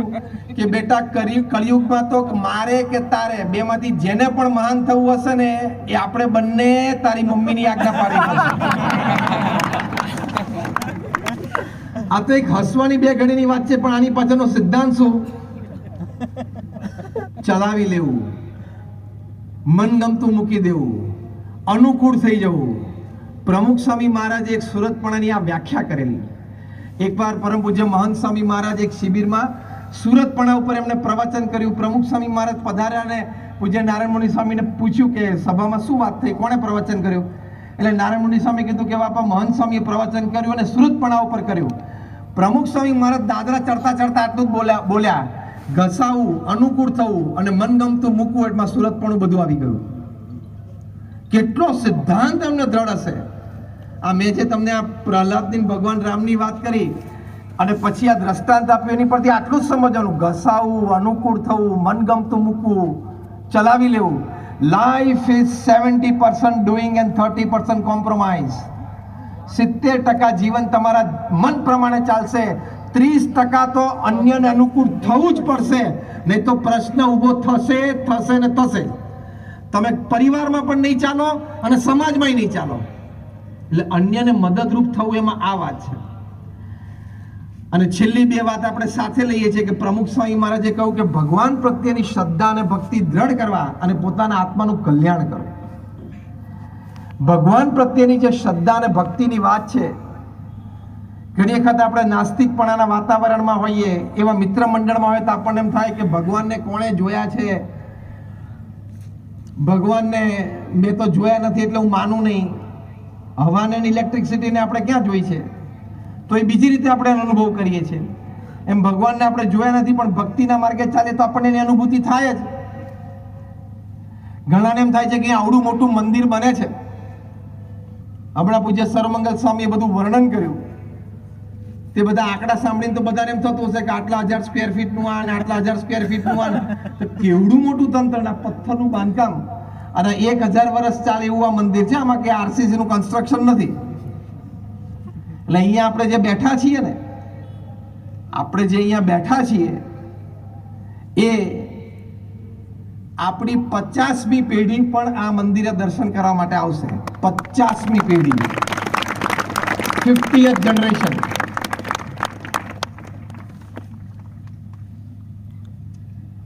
ભક્તિ સંબંધી લાભ, સેવા સંબંધી લાભ, મોક્ષ અને ભગવાનના ધામની વાત તો આપણે પછી કરીએ. મંદિરથી સમાજને સ્થૂળ અને મોટો લાભ પહેલો કયો થાય છે ખબર છે? ભારતમાં 35 લાખ મંદિરો છે. કોઈ મંદિરમાં એકેય પૂજારી નથી. કોઈ નાના મંદિરમાં કોઈ એક પૂજારી હોય, કોઈ મંદિરમાં 2-3 કર્મચારી હોય. રામેશ્વર કે તિરુપતિ બાલાજી કે જગન્નાથપુરી કે સ્વામિનારાયણ અક્ષરધામ દિલ્હી હોય તો ત્યાં સેંકડો અને હજારો કર્મચારીઓ હોય, પગારદાર વ્યક્તિઓ હોય. એટલે તમે એવરેજ ખાલી 10 લઈ લો એટલે 35 લાખ મંદિરોમાં ગુણ્યા 10 એટલે 3.5 કરોડ લોકોને નોકરી, રોજગાર એ મંદિર આપે છે. 3.5 કરોડ લોકોને ભારતમાં રોજગાર એટલે કે માસિક પગાર એ મંદિર આપે છે. અને એક વ્યક્તિ ઉપર 4 નો પરિવાર ગણો એટલે બીજા 3 જણા, એટલે 10.5 કરોડ લોકો ભારતમાં રોજ સવારે પોતાના મોઢામાં અન્ન મૂકે છે. એનું કારણ મંદિર છે. આ તો મેં તમને ડિરેક્ટ એમ્પ્લોયમેન્ટની વાત કરી. હવે ઇનડિરેક્ટ એમ્પ્લોયમેન્ટ. બધા મંદિરોની બહાર તમે જોતા હશો, જ્યારે ધર્મયાત્રાએ જતા હશો, યાત્રાએ જતા હશો ત્યારે કે બહાર કોઈ કંકુ વેચવા બેઠો હોય, બહાર કોઈ ફૂલ વેચવા બેઠો હોય, બહાર કોઈ નાળિયેર વેચવા બેઠો હોય, એ ઇનડિરેક્ટ એમ્પ્લોયમેન્ટ છે. એવા ઇનડિરેક્ટ એમ્પ્લોયમેન્ટમાં તમે મંદિર દીઠ ખાલી 5 ગણો, હું કહું છું ખાલી 3 ગણો, તો પણ 35 લાખ ગુણ્યા 3 એટલે 1 કરોડ લોકોને મંદિરની બહાર નાળિયેર, પુષ્પ, કંકુ અબીલ એટલે કે પૂજાની સામગ્રી એ વેચીને પોતાનું પેટ્યું રડે છે. એટલે 1 કરોડ લોકો એની ઉપર પાછા 3 જણા આધારિત હોય એટલે 3 કરોડ લોકો બીજા. અને એ 1 કરોડ લોકો એવા છે કે ક્યાંક એને ફિઝિકલી ડિસેબલ છે, કોઈક આંધળું છે, કોઈક બેરો છે, કોઈક લૂલો છે, જેને સમાજ કોઈ પણ રીતે બીજી નોકરીમાં રાખી ન શકે, અભણ હોય, ગરીબ વિધવા સ્ત્રીઓ હોય, એને એવા 1 કરોડ લોકોને રોજગાર મંદિર આપે છે. કેમ આપણાથી મંદિરનો વિરોધ થાય સમાજમાં? હવે ડિરેક્ટ એમ્પ્લોયમેન્ટ, પછી ઇનડિરેક્ટ એમ્પ્લોયમેન્ટ, હવે ઓક્ઝિલરી એમ્પ્લોયમેન્ટ. એટલે શું? ઓક્ઝિલરી એમ્પ્લોયમેન્ટ એટલે ધારો કે નડિયાદથી કોઈ બસ કાઢી કે ચલો જગન્નાથપુરીની યાત્રા કરાવું, અને 40 જણા વડીલો બસમાં બેઠા. એ બસ 3 રાતનું રોકાણ કરીને ઓરિસ્સામાં જગન્નાથપુરી પહોંચી. એકવાર ઇન્દોર રોકાણી, પછી રાંચીમાં રોકાણી. જ્યાં રોકાણા ત્યાં હોટલમાં બધા રોકાણા.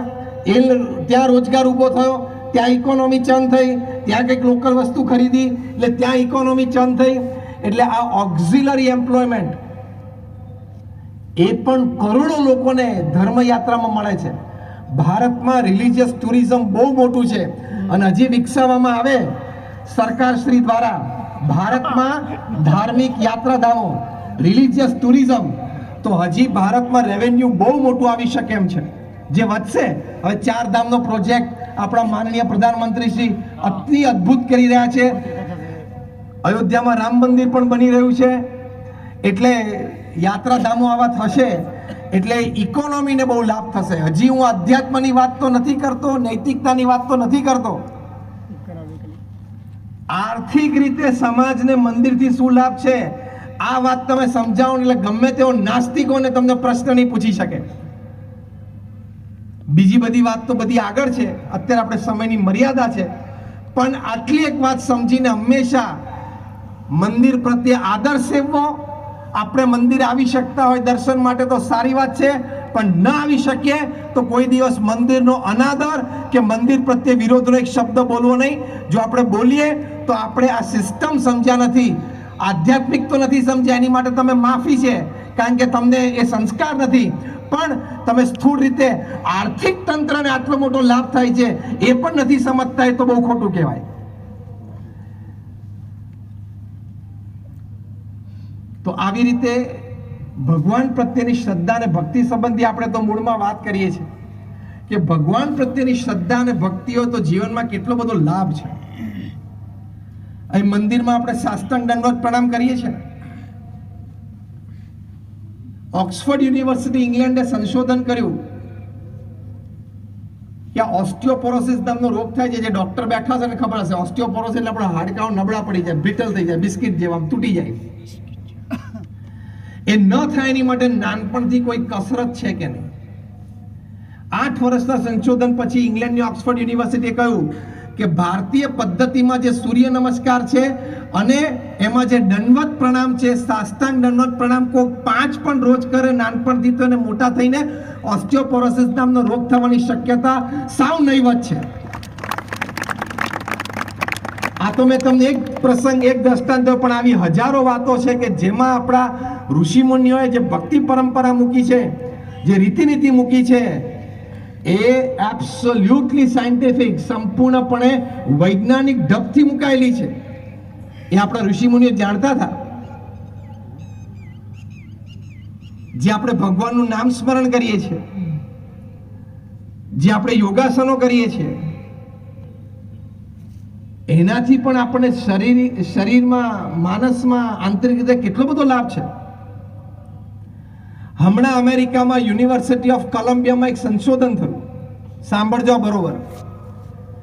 જે વ્યક્તિઓ નિયમિતપણે મંદિરે જાય છે અને જે વ્યક્તિઓ નિયમિતપણે મંદિરે નથી જતી, એ બંને વ્યક્તિઓને જીવનમાં શારીરિક લાભ કે નુકસાન શું થાય છે? 30 વર્ષ સુધી બે બાજુ 2,000 વ્યક્તિઓનો સર્વે ચાલ્યો. એક બાજુ 2,000 વ્યક્તિઓ એવી હતી કે જે રોજ કોઈ ધર્મસ્થાને દર્શન માટે જતા હતા. બીજી બાજુ 2,000 વ્યક્તિઓ એવી હતી કે જે કોઈ દિવસ જીવનમાં ધર્મસ્થાનમાં દર્શન માટે નહોતા ગયા, નહોતા જતા. Over a period of 30 years, 30 વર્ષ સુધી સર્વે કર્યા પછી યુનિવર્સિટી ઓફ કોલંબિયાએ સંશોધન પત્રમાં લખ્યું કે જે લોકો નિયમિતપણે ધર્મસ્થાનમાં જતા હતા એ લોકોને ન જનારા કરતા 40% વધારે સારો હાર્ટ એટેક ન થવાનો લાભ છે. એટલે કે જે લોકો નથી જતા એને કોરોનરી ડિસીઝીસ, હાર્ટ ડિસીઝીસ 40% વધારે થવાની શક્યતા છે. આવા તો અનેક પ્રકારના સ્થૂળ લાભ છે. ભલે સ્વર્ગમાં અને ભગવાનમાં અને સ્વર્ગમાં અને મોક્ષમાં આપણે ન માનીએ, પણ આવા લાભ લેવા માટે પણ મંદિર આવવું જોઈએ. એની માટે આ મંદિર કર્યું છે. નામ સ્મરણનું, પ્રાર્થનાનું, સત્શાસ્ત્રના વાંચનનું, આવું બધું સાયન્ટિફિક રિસર્ચ થયું છે. 50,000 થી વધારે વૈજ્ઞાનિકોએ રિસર્ચ પેપર નેશનલ ઇન્ટરનેશનલ કોન્ફરન્સીસમાં પ્રકાશિત કર્યા છે કે ભક્તિ માર્ગના કોઈ પણ અંગથી શારીરિક, માનસિક અને આંતરિક લાભ શું છે. સંતોએ રિસર્ચ પેપર નથી લખ્યા, વૈજ્ઞાનિકોએ લખ્યા છે. એટલે આજે ગમે તેવો જળમૂળમાંથી નાસ્તિક હોય ને એ પણ એક પ્રશ્ન ઊભો કરી શકે એમ નથી, કારણ કે વૈજ્ઞાનિક દ્રષ્ટિકોણથી આ ભક્તિ સંબંધી બધી વાત સાબિત થઈ ગઈ છે. પ્રમુખ સ્વામી મહારાજ કહેતા, એમના જન્મ શતાબ્દી મહોત્સવે એમનું એક હૃદય અમૃત કે જીવનમાં શ્રદ્ધા અને ભક્તિ દ્રઢ કરવા. છેલ્લી એક 3-4 મિનિટમાં વાત કરીને પૂરું કરીએ આપણે કે આ ભક્તિથી તમને સ્થૂળ લાભ શું, રોજિંદો લાભ શું. આપણે શું કહીએ, કેશ એન્ડ કેરી, પૈસા આપીએ તો તરત માલ મળે છે ને, એમ હું આજે ભક્તિ કરું તો આજે શું લાભ, એની વાત કરો ને. આજે ભક્તિ કરું પછી મારો દેહ પડે ને મારો મોક્ષ થાય, એવી લાંબી વાતો નહીં કરવાની, એ તો છે જ. વોટ ઇઝ ટુડે, આજે હું નામ સ્મરણ કરું તો આજે મને શું લાભ. કેશ એન્ડ કેરીનો જમાનો છે, ફાસ્ટ ફૂડનો જમાનો છે, એમ ફાસ્ટ રિઝલ્ટનો જમાનો છે. તો 1972ની સાલમાં જ્યારે ઈદી અમીને યુગાન્ડામાંથી બધા એશિયન, ઇન્ડિયન એટલે બધા ભારતીયોને, ગુજરાતીઓને બધાને કાઢી મૂક્યા અને રાતોરાત એ લોકો ત્યાંથી નીકળવું પડ્યું, પહેરેલા કપડે, બંગલા, ગાડી, ઝવેરાત, પૈસા મૂકીને બ્રિટિશ પાસપોર્ટ હતો, કારણ કે યુગાન્ડા હતી બ્રિટિશ કોલોની હતી, ઘણા તો ઇન્ડિયા આવી ગયા પાછળ, ઘણા લંડન ગયા. લંડનમાં જઈને સામાન્ય નોકરીઓ ચાલુ કરી. કોઈ ઘરે ઘરે છાપું નાખવા જાય, કોઈ રિટેલ સ્ટોર ઉપર ઊભા રહે, કોઈ આઈસ્ક્રીમ વેચે. મહિના પહેલા તો એ લોકો બધા યુગાન્ડામાં શેઠ હતા. 8-8, 10-10 બેડરૂમના બંગલામાં રહેતા હતા. 8-8, 10-10, 15-15 આફ્રિકનો એને ત્યાં નોકર હતા. અને મહિના પછી સાવ રોડ ઉપર આવી ગયા, એ પણ કોઈક ત્રીજા દેશમાં. કેટલો મોટો શોખ, માણસ આપઘાત કરી નાખે. એની વચ્ચે આ બધા ગુજરાતીઓ અને ભારતીયો સ્થિર હતા. અમે ઇંગ્લેન્ડના બહુ જ મોટા ઇતિહાસકાર ચાર્લ્સ કનિંગહેમે આની ઉપર રિસર્ચ કર્યું અને 2000 ગુજરાતીઓ અને ભારતીયોને વ્યક્તિગત મળ્યા, એનો ઇન્ટરવ્યુ લીધો કે તમે આટલી મોટી જાહો જલાલી યુગાન્ડામાંથી છોડીને અહીંયા લંડનમાં આવવું પડ્યું, પહેરેલા કપડે, અને અચાનક બધાએ એટલું કહ્યું કે હા અમને દુઃખ તો થયું છે, કારણ કે આ તો અણધાર્યું જીવનમાં થયું, પણ અમને એવો કંઈ મોટો શોક નથી, અમે કેમ બહુ વ્યથિત થઈ ગયા એવું નથી. ત્યારે ચાર્લ્સ કનિંગહેમે પૂછ્યું કેમ? ત્યારે બધાએ કહ્યું કે અમને ભગવાનમાં શ્રદ્ધા છે. શું? તો કે યુગાન્ડામાં જાઓ જલાલી હતી એ પણ ભગવાનની ઈચ્છાથી હતી, બધું જતું રહ્યું એ પણ ભગવાનની ઈચ્છાથી ગયું, અને હવે લંડન આવ્યા છે અને પાછી મહેનત કરશું ને બધું મળશે એ પણ ભગવાનની ઈચ્છાથી.